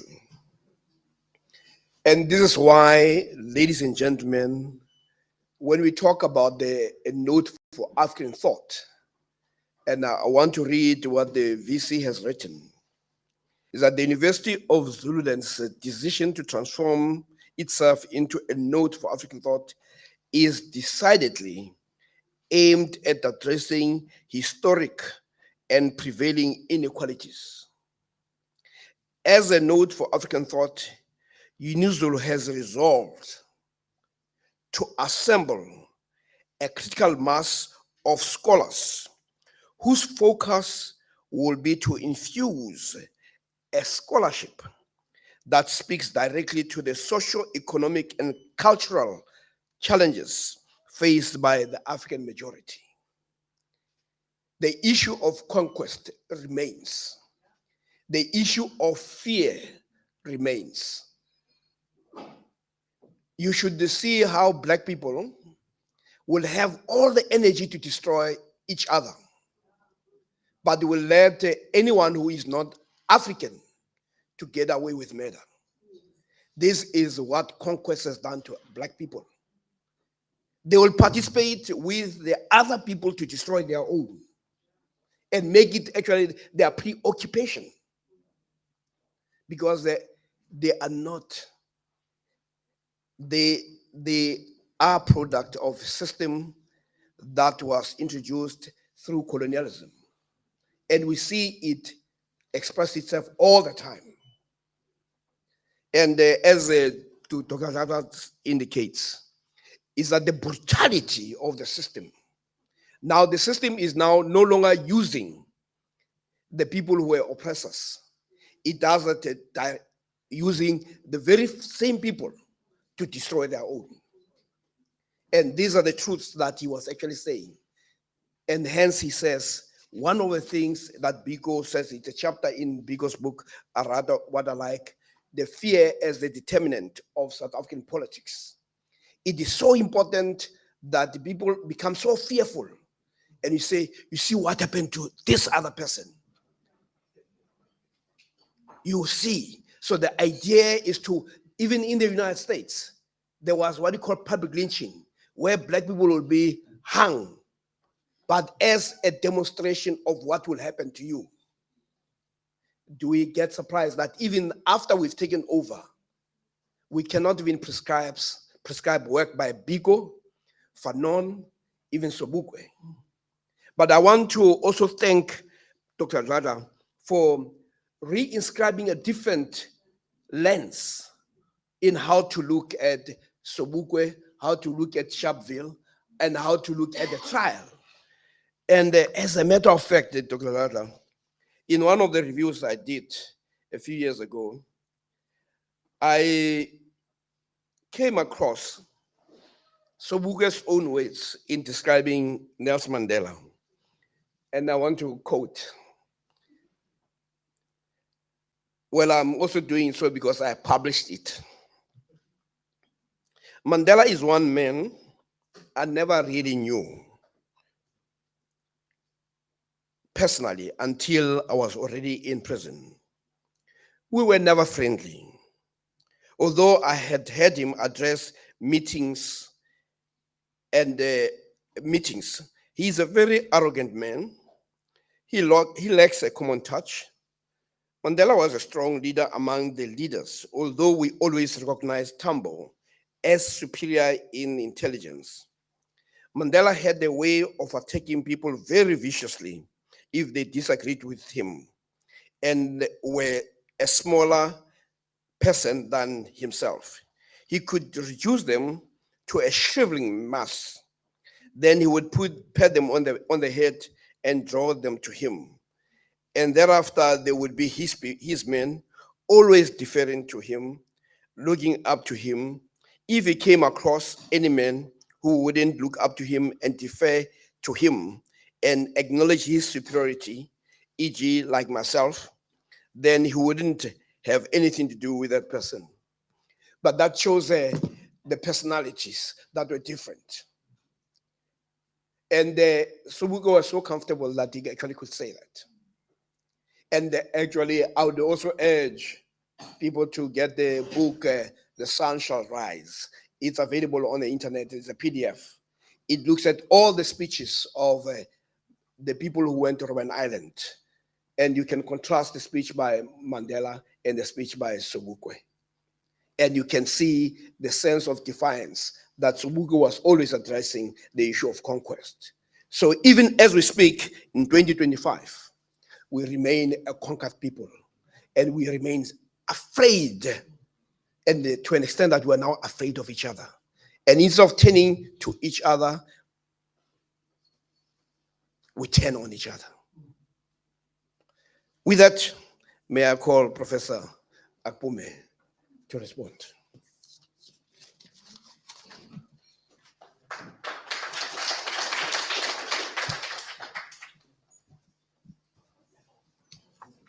Vice-Chancellor, guest preacher, program director and chair, permit me to stand on existing protocols. And I want to thank you so much, Dr. Ladla. I try to read your CV. It's always difficult to follow people like you. I didn't see anywhere it says you do any performing arts. But that short, those 3 words of Madiba that you did, I will send the clip to Trevor Noah. He has to come and learn from you. That was just exquisite. It's difficult to follow people like you. I tried to read 2 of your articles, the ones you sent in preparation for this. I was immediately impressed by how you granularize the fine philosophical detail regarding issues of conquest, legality, jurisprudence, and coloniality. I noticed that you hardly use the term coloniality, but you explained today already when you spoke about your methods. I will just jump from hilltop to hilltop because it's a very far-ranging address. There are many aspects that are very poignant, especially the 1914 SANNC letter that you quoted. Prof. Siepe quotes another one, a very similar letter that was written in 1918. The exact tenor, the exact gratuitous kind of celebratory acceptance of being conquered. That same tenor is there. When you started speaking, I thought it was the 2018 one. But it's the same mind. Oh, dear Father King George, we are your loyal servants. And I didn't know they had written one in 2014. Thank you for that exposition. I will just say a few things that really impressed me that I've learned. So let me put my response in that way. My dear friend Morgan Ndlovu delivered me, liberated me from the, in dominant Western discourses, when you respond, you are supposed to critique, you're supposed to disagree with, you're supposed to point out the weaknesses of the speech you are responding to. And Morgan jokes about it and says how many of us Black people, we go to conferences and somebody presents and we say, I beg to differ. Where there is no substance, you are actually differing to nothing. The person has spoken things that are good for you, but you differ because you're expected to differ. So I beg to not differ. That's what I will do. I beg to agree with you. One of the most penetrating insights you have, it's not that I'm learning it new, but you have re-established in your presentation, is the inherent contradictions in Western thought.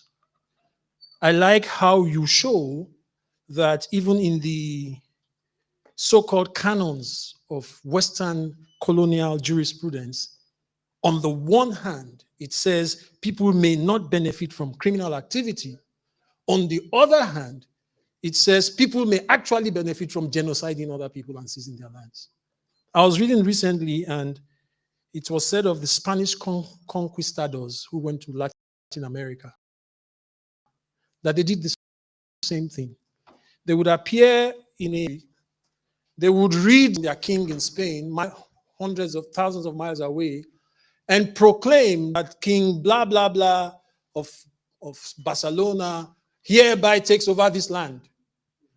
You are hereby asked to agree. They are speaking in Spanish.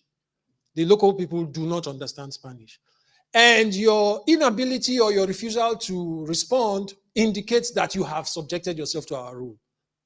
And your silence means we can now kill you and seize your land. And they proceeded precisely to do that. The very same philosophical traditions that have these presuppositions to morality and fairness. This is the first time, Dr. Dadla, that I listened to names like Hobbes. Which other ones did you call? These are names I don't want to know. Please don't repeat it. And I could listen to them. Because the ways in which many of us scholars invoke these names, Vice-Chancellor, you know, there's this little argument I had with you the other time, where I always say I don't want to read these people. But if there's a way to read these people, it's precisely what Dr. Dadla has done. Because we find amongst ourselves, we reinforce the very ideas that make us non-beings. Kudos to VC. You started with that Fanonian invocation from the zone of non-being. But Dr. Dadla does that excellently well. And I like how you have critiqued the notion of rights. You may not have put it in those words, but here is my little challenge to you, is it might be possible that some people may not get the point. So what you do is to critique the claim to rights. It is an unjust, it is an immoral, it is an illogical claim. And in so doing, you do something very dangerous. You might become a Sobukwe, a latter-day Sobukwe, especially in your closing remark. You challenge the validity of that which is celebrated as the best constitution in the world. That's what you, in a sense, do. And if we turn to the point where Prof. Siepe came in, the idea of the charlatans, can we argue that some people find what we do boring because they've heard it over and over again and they don't see the need? They look up and, it's Prof. Siepe again, it's the VC again, and it's all these people, they're talking about these things again. Is it perhaps because we need to maybe bring this a bit down to their level? It's not the point, I'm playing devil's advocate here. But is it also perhaps, as Dr. Dadla has foregrounded so eloquently, is it the fear of what happened to Abu Sobukwe? Is it the fear that if we take this too seriously, you might become a target? A colleague told me the other day, we were just chatting over the phone over something, that to every revolution, there's a counter-revolution. Is it the fear? But you have really spoken a lot about that fear and that violence. And I like how you foreground, how you emphasize, how you re-illustrate and re-dramatize the fact that the sovereignty exercised over people today is from brutal violence. Because many times I've encountered in private conversations and also in forums such as this, people look at themselves, I'm a professor. I live in a decent place, I have a good car. I pay a very nice bond. My kids go to very expensive schools. I don't need freedom. Like, what am I? If others can just try and study hard as I have studied and become professors, maybe they can buy a car and live in Merencia or Grantham Park, you know, and then bank with Discovery. You know what I'm saying? And there won't be a problem. Why do we have to bother people with this talk of decolonization and all of this? But you have shown that in many cases we are responding to the fear of what happens to us. But you have also shown, and Professor Siepe did the same, and the Vice-Chancellor did the same in their opening remarks, that people may not be aware. And when you speak especially of the ways in which the Constitution and the so-called legal order arising from the philosophical foundations on which it's built construct in the mind of the conquered person, it could also be that that is working on people. And I don't know what we might do, what might be done by those who lead the revolution, people such as yourself, to free our people from that kind of thinking. I was fascinated by what you said about historiography and the rumors around Robert Sobukwe. I had the privilege of visiting Kampala with the University Internationalization team in April. And the hotel we stayed was at a place on a hill called Nakasero. I Googled Nakasero and I read that Idi Amin was born there. And we started, Prof. Brown, remember, I said, Idi Amin, maybe if we look around, we'll find Idi Amin's home. We grew up learning about Idi Amin as this cannibal, as this utterly useless, senseless person. But when we started talking to the locals on Nakasero Hill in Uganda, we started hearing different stories. You used one article of yours, you used the word option. And we have learned, I learned this when Gacheni came here the other day, how colonial knowledge production obfuscates, intentionally misrepresents, intentionally makes unknowable that which people may know in order to promote a certain epistemic order. And I think you do that very brilliantly in your references to historiography in South Africa. How the historiographical project post-1994 has been yielded to those who would prefer to reinscribe and maintain the current disorder or the current order, if you like. And here is my challenge to you and my challenge to the colleagues, and I'll end here. You, again, very brilliant when you talk about the Sharpeville massacre. The very framing of that event imposes a predetermined way of reading on the event. It imposes a reading that reduces the event to something that happened to the people in Sharpeville, that takes away their agency, that takes away the agentive quality of what they did, not what happened to them. So this is the challenge we want to take up as a university, and especially as someone who has been involved in linguistics, in language, in language in general. What do we call that? Should we call it the Sharpeville resistance? Because language, as you have shown, is extremely powerful. And of course, we have Ngugi and the others to rely on, in the ways in which knowledge is packaged, in the way knowledge is produced, and the meanings that are communicated when we speak, when we write. I think you have foregrounded it in a very powerful way. There's so many, but thank God for lunch. Thank God for the opportunity that we can speak one-to-one. I will also not leave here if I carry on what you have responding to the things you have said. I will conclude by thanking you very much and saying this was very, very brilliantly and very excellently done. I thank you.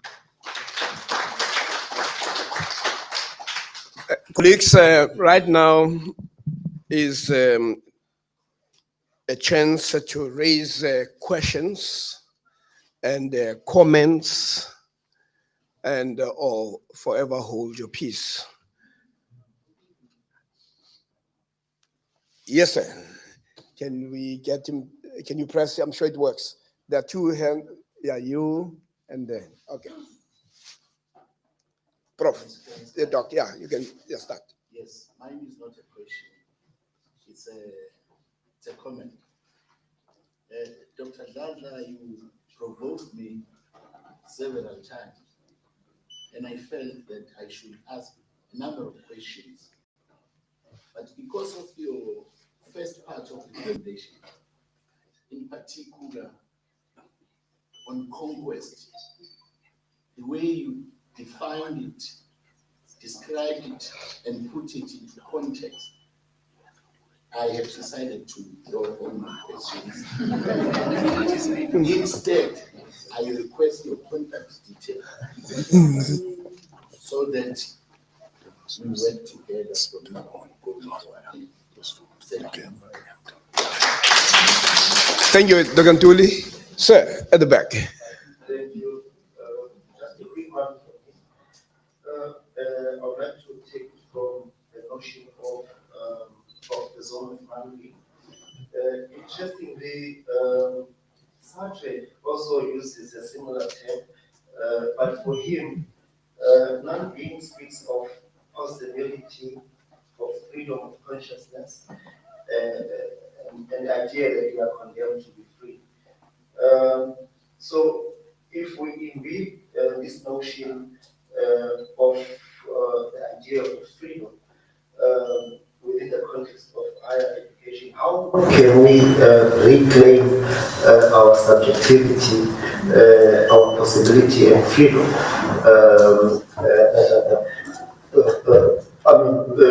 It is always understood that the university, especially in South Africa and elsewhere, is an offshoot of apartheid, and it's basically a westernized university. So how then do we reclaim our freedom and our subjectivity in higher education? Yeah, I'm going to ask. Oh, you have. Yes, sir.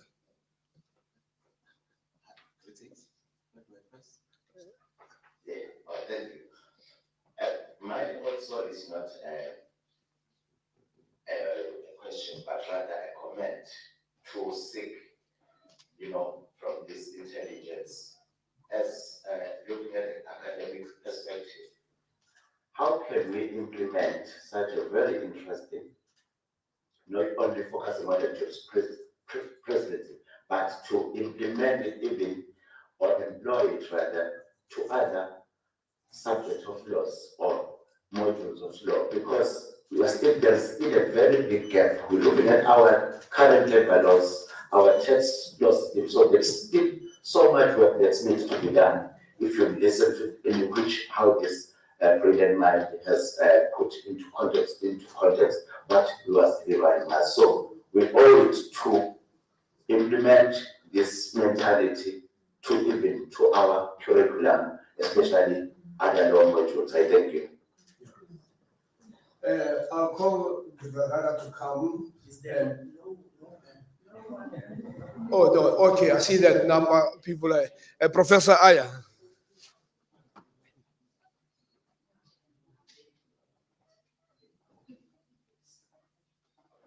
Thank you, Prof. Thank you, Dr. Lula.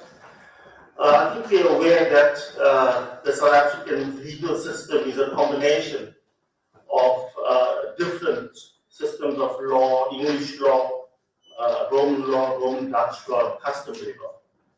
And we're also aware that although the Constitution acknowledges customary law, it's often treated as a subsidiary and applied inconsistently. Courts frequently interpret customary norms through a Eurocentric lens, requiring them to fit with common law categories rather than respecting their distinct principles and purposes. Now, if I'm not mistaken, I think one of your articles you mentioned that the Constitution is racist. I hope I'm not mistaken. But in terms of what you wrote there, I interpreted that to mean that obviously the customary law is offered lower status than the laws of other countries. I just want to get, your views on that statement so that everyone can understand that statement. Thank you. The next. Thank you, Dr. Tata.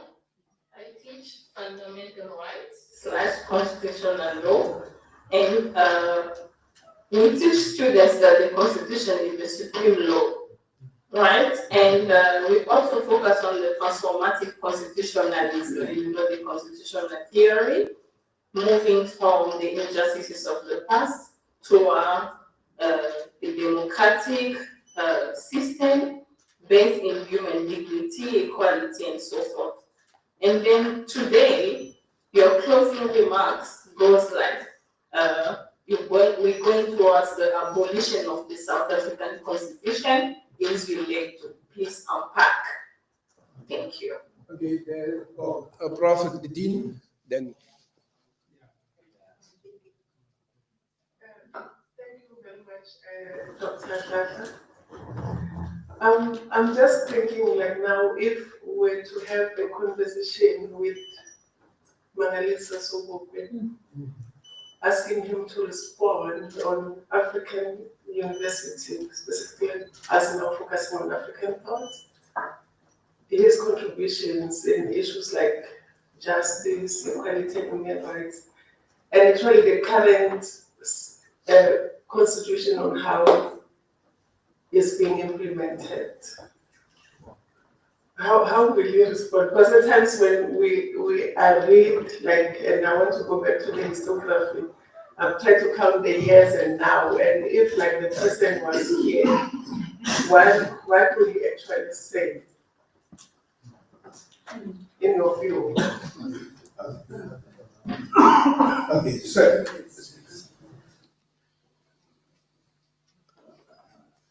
Thank you. I want to state to Dr. Zaza that you covered the first two aspects of the theme very well, but I would like you to say more about the idea of a liberated African university. If we talk about it, how we to understand it, are we to understand it as it being about access, transformation of curriculum, governance rooted in African values, or the reclaiming of epistemic sovereignty? Or how do we reconcile this vision with the demands of globalization, scientific advancement, as well as international collaboration? Yeah, rather the back talk. African colleagues, for me, it's not a question.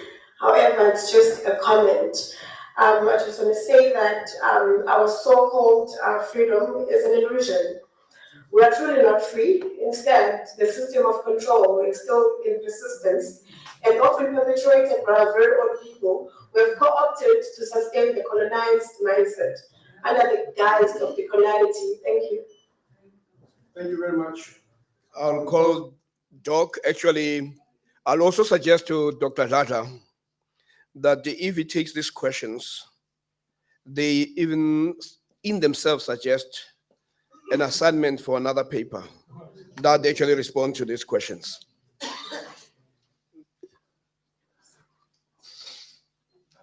Oh, I see that there's a hand that refuses to be repressed this side. Yeah, okay, go ahead. Thank you, Prof.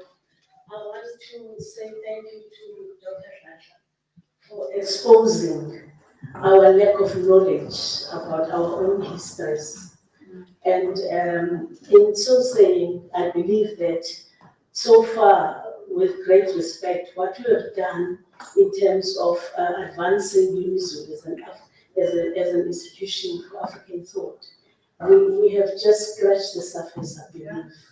And so it would be my request that perhaps we see through that he comes back and, help us, assist us to understand how do we reclaim our epistemic and intellectual sovereignty using the curriculum, through the curriculum. Thank you. Okay, let's see. There was the philosopher's question. I'm sure that the Satrian is from the philosophy department.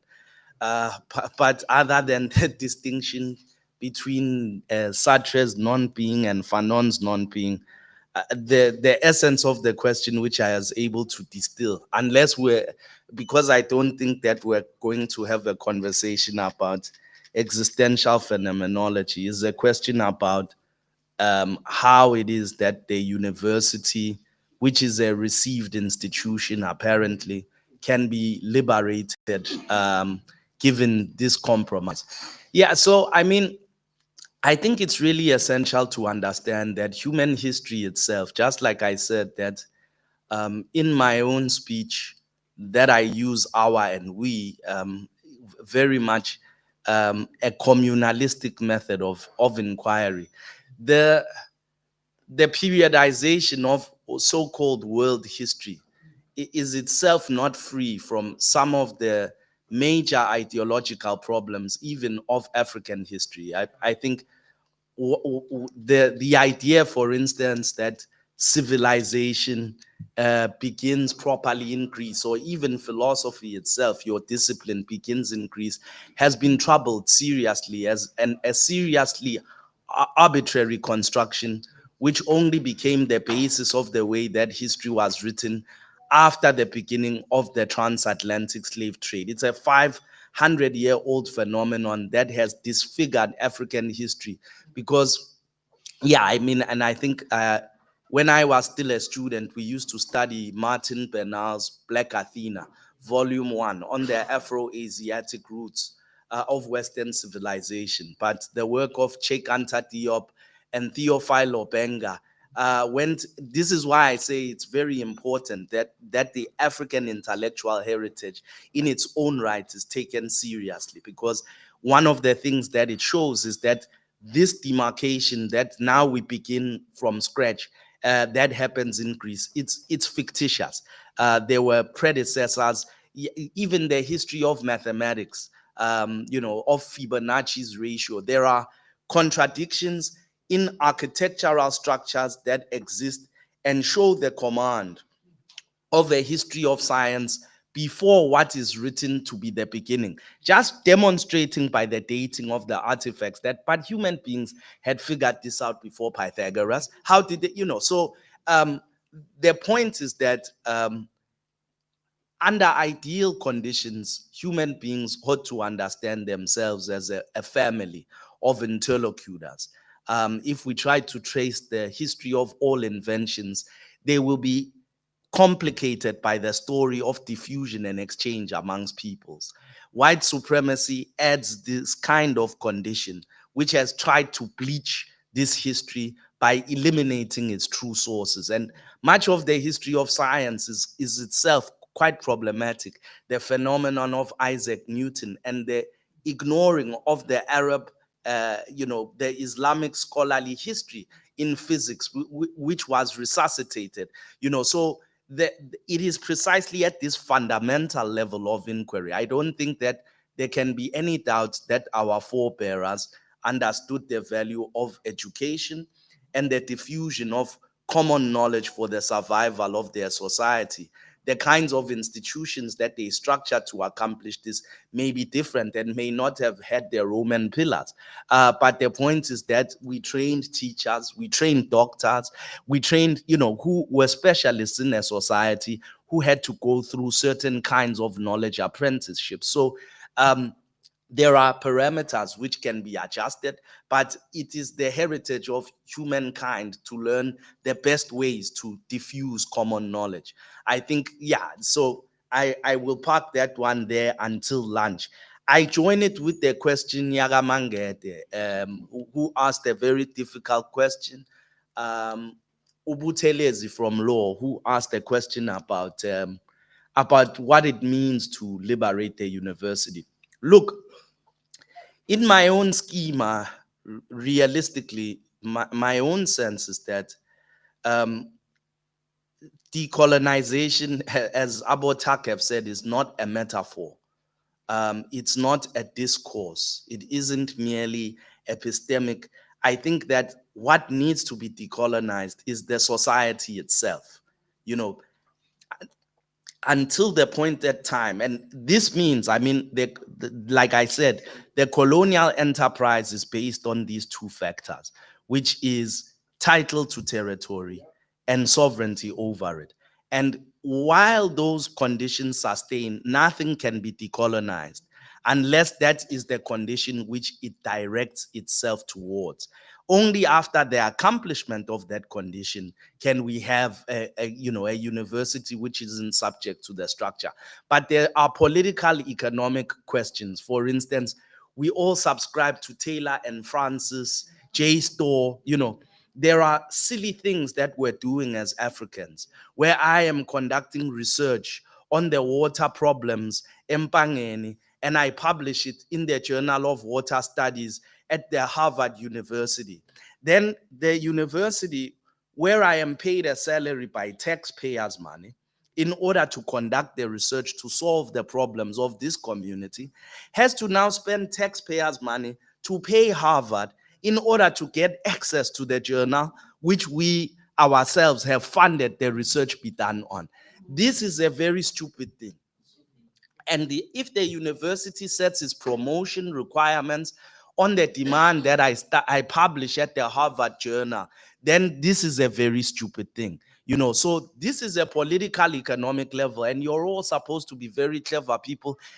But we enslave ourselves. These journals, we do the writing, we do the reviewing, and then we buy back, they sell a multi-billion-dollar industry, which forms the bedrock of our enterprise. So the question, why are there no new journals being founded in our universities themselves, which can cultivate research excellence and become the standard torchbearers for those disciplines which are of priority to us? So there is a political economic question. There is an epistemic question as well. But what I was directed to is that the university needs to be the cutting edge of cultivating the communal consciousness amongst its students to resolve our true problems, rather than the received wisdom of this obfuscatory discourse, which tells us that we are free and all we need is just new politicians who can do a better job, because it's just mismanagement, rather than a structural and inculcated format that has gone into the curriculum. I'm moving very fast now because I realize that you must also all be hungry. So then there are some questions pertaining to the Constitution. Shem, I'm a lawyer way too. First, I will answer our brother, Pedro, right? Pedro, right? No, so Oh, I'm sorry, man. I thought I recognized you. I thought, no. Okay. So, so the question about the liberation of other fields of law is a crucial one. I agree that this mode of inquiry cannot simply be isolated within jurisprudence, even if it is the theory of law itself. Amongst the proponents of the Constitution, and in a short way, speaking to my sister there was a suggestion at one point in time that Ubuntu is a constitutional value in the South African legal order. And I have a serious doubt about this. And I think, there is the actual historical fact that although Ubuntu appeared in the preamble of the interim constitution, it was eliminated completely from the text of the final one. But I think that the presence of the word is less serious of a concern than what its implications would be for the entire legal order. Okay?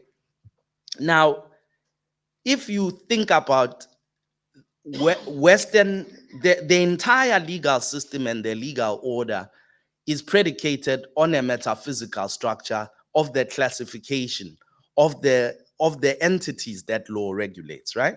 So in Western legal metaphysics, you speak of a law of persons and a law of things. These are not natural and given entities, things and persons. As we know, the history of slavery shows us that persons can be changed into things by the use of violence, right? Now, in African legal metaphysics, the things that are things and things that are persons are not the same. So, there are linguists here, but one of the interesting things with the Nguni languages is that persons usually have the prefix u to refer to them. Umalume, umama, umntwana, and things have the prefix e, right? But now, once you move away from the domain of people, one sees that the word that the Ngunis use for land is umhlaba. The word that the Ngunis use for air is umoya. The word that the Ngunis use for water is amanzi. Of course, a is the plural of umuntu, abantu, right? Now, this is something quite curious because for those who remember, they are foundations of law, that these things are not res commercium. They are not things. They may not be. And this is because just like the human being, air, water, and land are so fundamental to their subsistence, to their very existence of the human being, that they may not be turned into commodities according to the structure of this thought. Now, imagine what the jurisprudence of land looks like in an order in which these are simply undeprivable and may not be argued, or they are the possibility condition of human life and therefore may not be subject to any notion. So to integrate is into seriously, in earnest, to the legal order would threaten the capitalist system as it currently stands, because it's predicated on the commodification of these sacred and holy things without which we cannot be. And if we turn into a world of profit, that which we cannot be without, we are also inherently agreeing that we must be slaves. If you didn't inherit that which has been taken from others, the only way to live is by selling yourself in the form of wage slavery as the possibility condition. And that's what conquest did. African people, even here in KZN, they worked, but they were not employees. There's a very big difference between this. The conquest, the taking of the land, converted people from work. We have to work as human beings to survive. We expend energy in the construction of buildings to live in and dwell, in the cultivation of food. But the land relationship as belonging to one's own community means one merely works. To employ, the word should not conceal its violent and unnatural nature. To employ is to use. It is to convert the person into an implement that is used by a will outside of itself, to be turned into an employee. But even a lot of the land here was not taken because the white man wished to use it for this or that end. What happened when they discovered gold and diamonds? They found that people were not willing to give up their families, their cattle, their lives, to go down into a dirty hole and risk their lives for mere paper.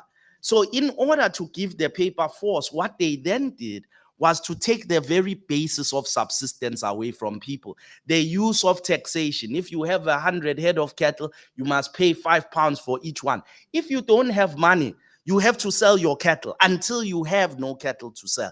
If you have large tracts of land, we tax it by square meter, by hectare, until you have to lose it, until all you have left is your labor to sell. So, the revisitation of the foundations of this legal order and its basic conceptual structure. This sounds like crazy stuff. I can imagine if you just want to go and work for Norton Rose, that how fundamental the questioning of the structure of the legal order is going to be very disturbing to your interests, okay? So this is an answer that even some of these dimensions of law would not exist if we really liberated the legal order. There would be domains of law that would be created, and there would be some that would not, that would have to come out of disuse. But there are people that are doing all kinds of interesting work in different areas of law at this level of fundamental inquiry, even in so-called private law. Okay, now I come to the constitution people. The first question I was asked was, Okay, and I'll answer these ones together, the constitutional questions. Why do I say the constitution is racist from our brother on the left? And sister right to him is, this constitution was so wonderful. Now you are saying it needs to be abolished, and this is worrying. Okay, there is lots which can be said about this, and I hope that my book will be done by mid-year next year, so that I can just refer you to that answer. But effectively, what I didn't get to is that during the negotiated settlement at CODESA, if one studies the documents of the negotiating parties, one picks up a very interesting thing in the submissions of the so-called Democratic Party at that time, the predecessors of the DA, on the one hand, and the National Party on the other. Helen Zille writes in an essay in 2006 called Liberalism and Its Blind Spots that she says many things, but she says liberals effectively won the day during the negotiations. And she sets two reasons for this. She says, one, we won an effectively liberal constitution because of our superior intellectual preparedness from our negotiating parties. And she's correct. She boastfully, she says this in 2006, and I agree with her. If you study the amount of investment in constitutional transition that the major corporations under the guidance of the liberals had been engaged in, they organized conferences, invited political scientists to begin constructing a new constitution long before the negotiations. There are compendia you can find. So Vele, they were prepared. She's quite right. Our guys, you saw their preparation all the way from 1914. Okay. Now she says, we accomplished two things. One, we were able to gain a supreme constitution, she says, and forever bring an end to the power of parliament. This is the first and greatest thing she celebrates. Two, we were able to gain the protection of private property under this order. These are the two things. Now, please remember what I said about the right of conquest and its two elements: title to territory and sovereignty over it. Now, she says, we ended parliamentary sovereignty. That is popular sovereignty, the ability of people to agree between each other in the majority and make law immediately, which is binding. The way the white man made the 1913 Land Act, the way the white man made the Group Areas Act, you see, to take that power away. Now that the Bantus are coming to parliament, they must not be allowed to exercise this power. So she says, this is the great thing we did. We took this away, put this Supreme Constitution. And the second thing we did is we got private property to be protected. That is title to territory, by the way. So you can see the commitment to the right of conquest is not just a fiction from the history of legal theory. No, it's right there at the negotiating table. De Klerk, something quite as interesting happens. There's another text written by a historian who was at Free State in the 90s. Her name is Annette Strauss. I think the article is published in 1993. It's called the 1992 referendum.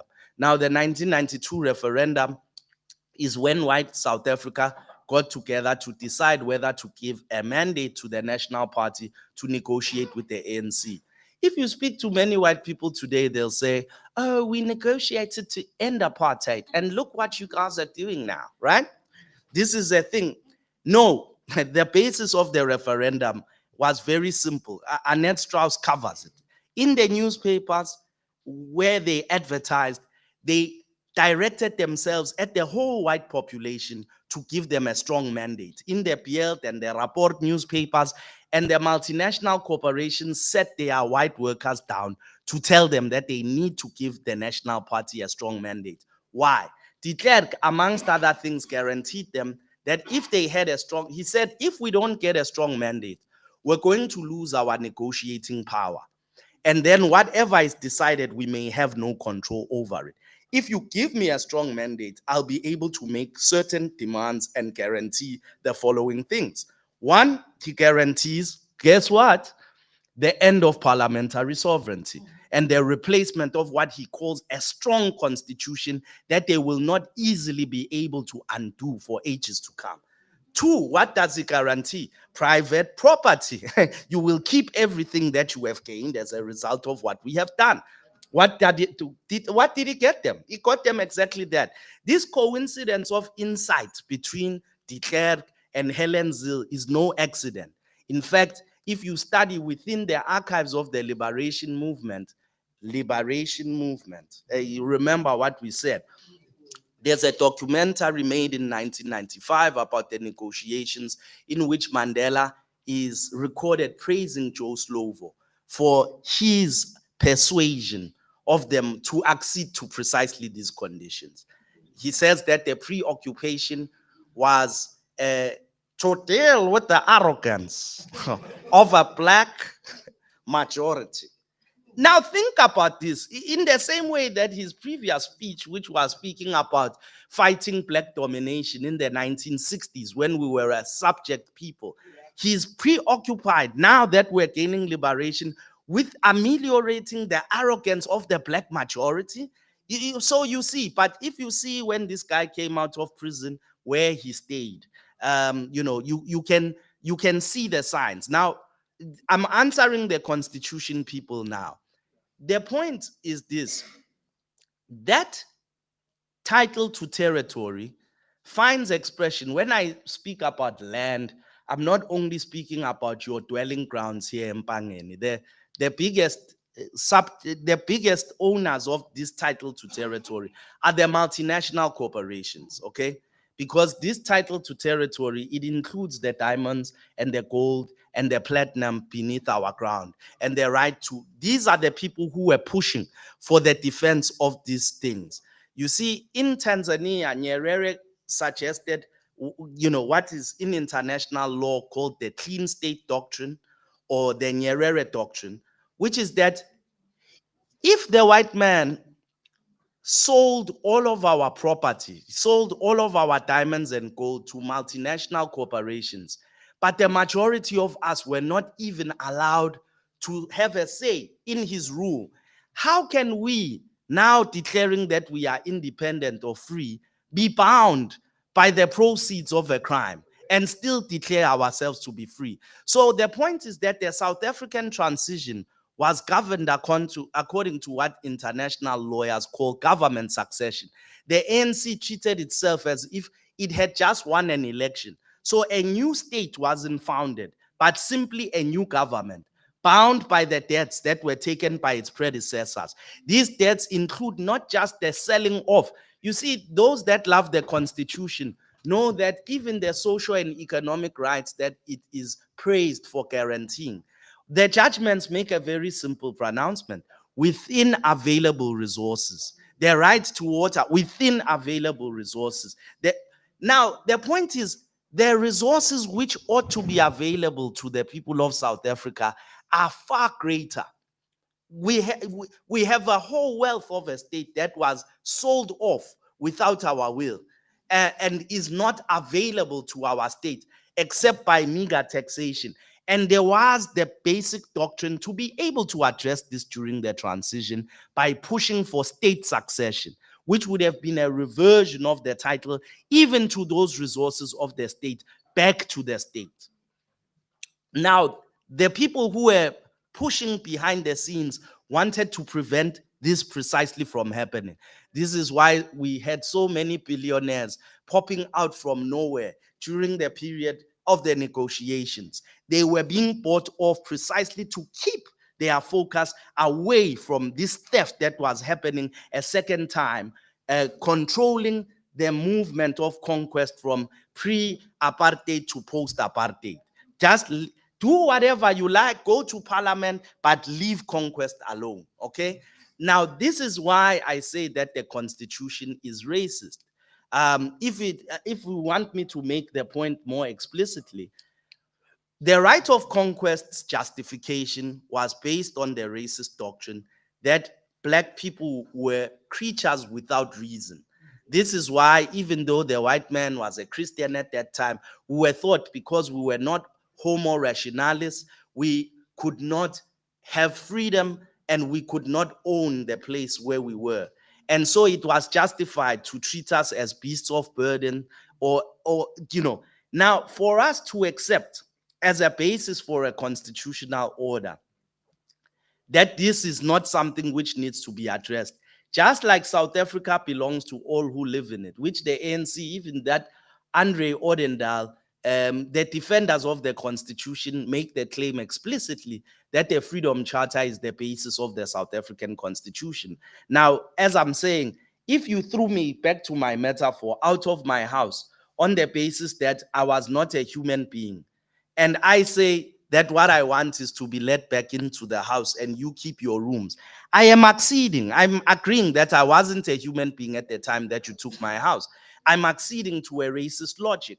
What is required in order to repudiate this logic are reparative justice, and reparations have been done. I mean, the Germans are still paying the Jews that they killed, reparations today in Israel, which is being used to butcher other peoples. But the point is that even in the 20th century, reparations for crimes are well known and can be established. But of course, as you say, the recognition of African law is ridiculous to me within the constitutional order, because the point is that African law, one of the things that we try to teach students in jurisprudence in answering the question what law is, it is a command which has force, and it's involuntary. But lobola, for instance, is recognized by law, yes? But only those of you who wish to pay lobola are bound to do so. That is not a law. That is not a law. It only binds. It's like the rules of a country club. They are different from law because they are voluntarily binding. It is not the law of the land. It is the law of this and that particular people. But our the decisions, even between Africans, of the courts of Africa, can be appealed to even by the lowest of the white man's courts at the magisterial jurisdiction. That juridical hierarchy corresponds with a racial hierarchy. That the law of other nations has greater force in the South African legal order than African law. But as I said, the supremacy of the constitution itself was predicated on a racist calculation to subtract sovereign power away from the Bantus in order for us to be able to address this historical injustice. This is the first point, So to our sister, the abolition of the constitution becomes precisely an exigency. It becomes a moral imperative precisely for those of us who reject that there was any time in history in which we were not human beings, and who accept that water, air, and land, which is also the basis of food, is due to us all without condition. I hope that this answers your question. I will deal with the Sobukwe question. I suppose that what I am trying to say now is exactly what I understand Sobukwe to be saying. I am trying to be an instrument of his ghost in order to tell you what he has to say about what is happening. I've taken the task of channeling him, as I understand him, to come and speak to you in his name today and say, we must abolish.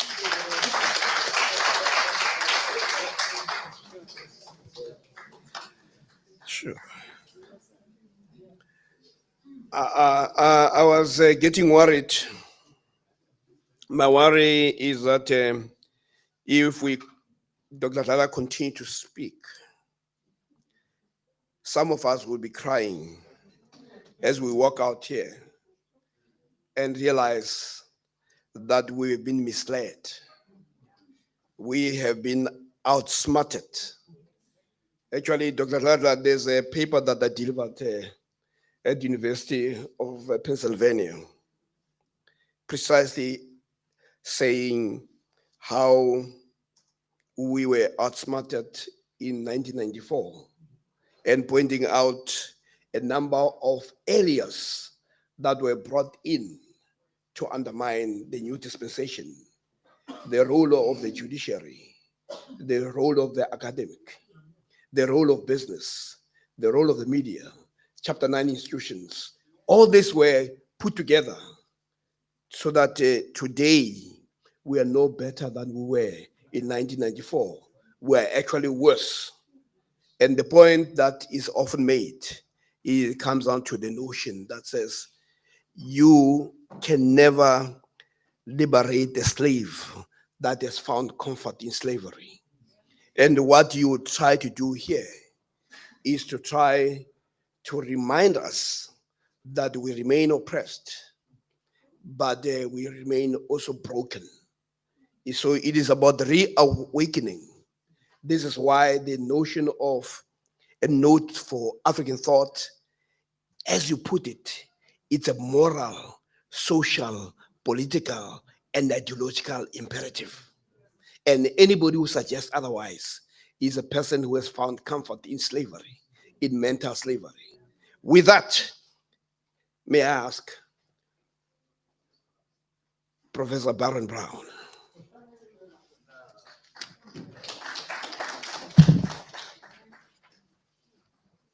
Thank you very much, Professor Siepe, Chairman.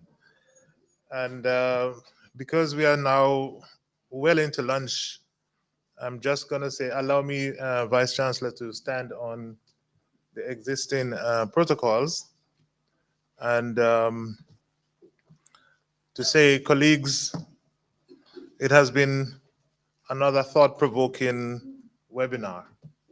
And I think what it has done today for us is to tease out more of the things that require action from our side.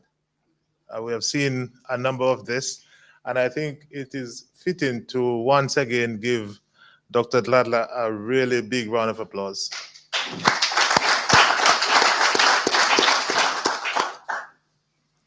Thank you very much, VC, for setting the scene so eloquently.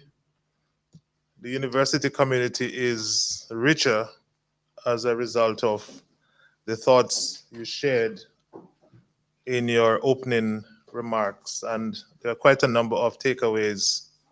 I think, without having to repeat all of them, I think the main one for me is the reminder that we are the non-beings, and we must confront that as we go off into having lunch and as we think about our curriculum and our practice. So thank you, VC, for that intriguing opening remark.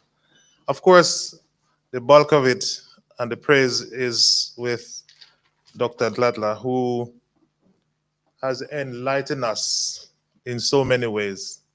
He's given us so much this morning.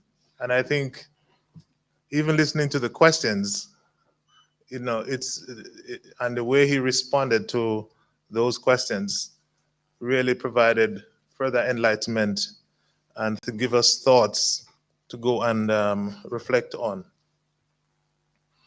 You know, the point between the ANC being a civil rights movement and the PAC being one that is confronting the proceeds of crime is really the high point. Let us pursue the restoration of land and sovereignty. And I think those for me are the major takeaway. And I thank you very much once again for really provoking our thoughts in this manner. Professor Siepe, thank you for guiding us so ably through the program, and of course giving us all those comments as you were doing throughout, from the opening straight down to the end. The response to Dr. Dladla by Professor Apome was, of course, stimulating, and we enjoy the summary that you put forward, highlighting those pertinent issues as always, and we enjoy that summary. Of course, as I close off, I have to thank the audience, both those of us who are here physically and those on the virtual space, for the engagement. I think the questions really showed that we were all listening and that we enjoy ourselves even though we've gone off into the lunch period. So thank you very much, and let us keep this debate going on, even as we leave here today. Thanks to the production team as well, led by Sianda and the CMD team. Of course, Lungelwa, who is always coordinating everything. Of course, the catering team who is waiting for us outside, we thank them profoundly.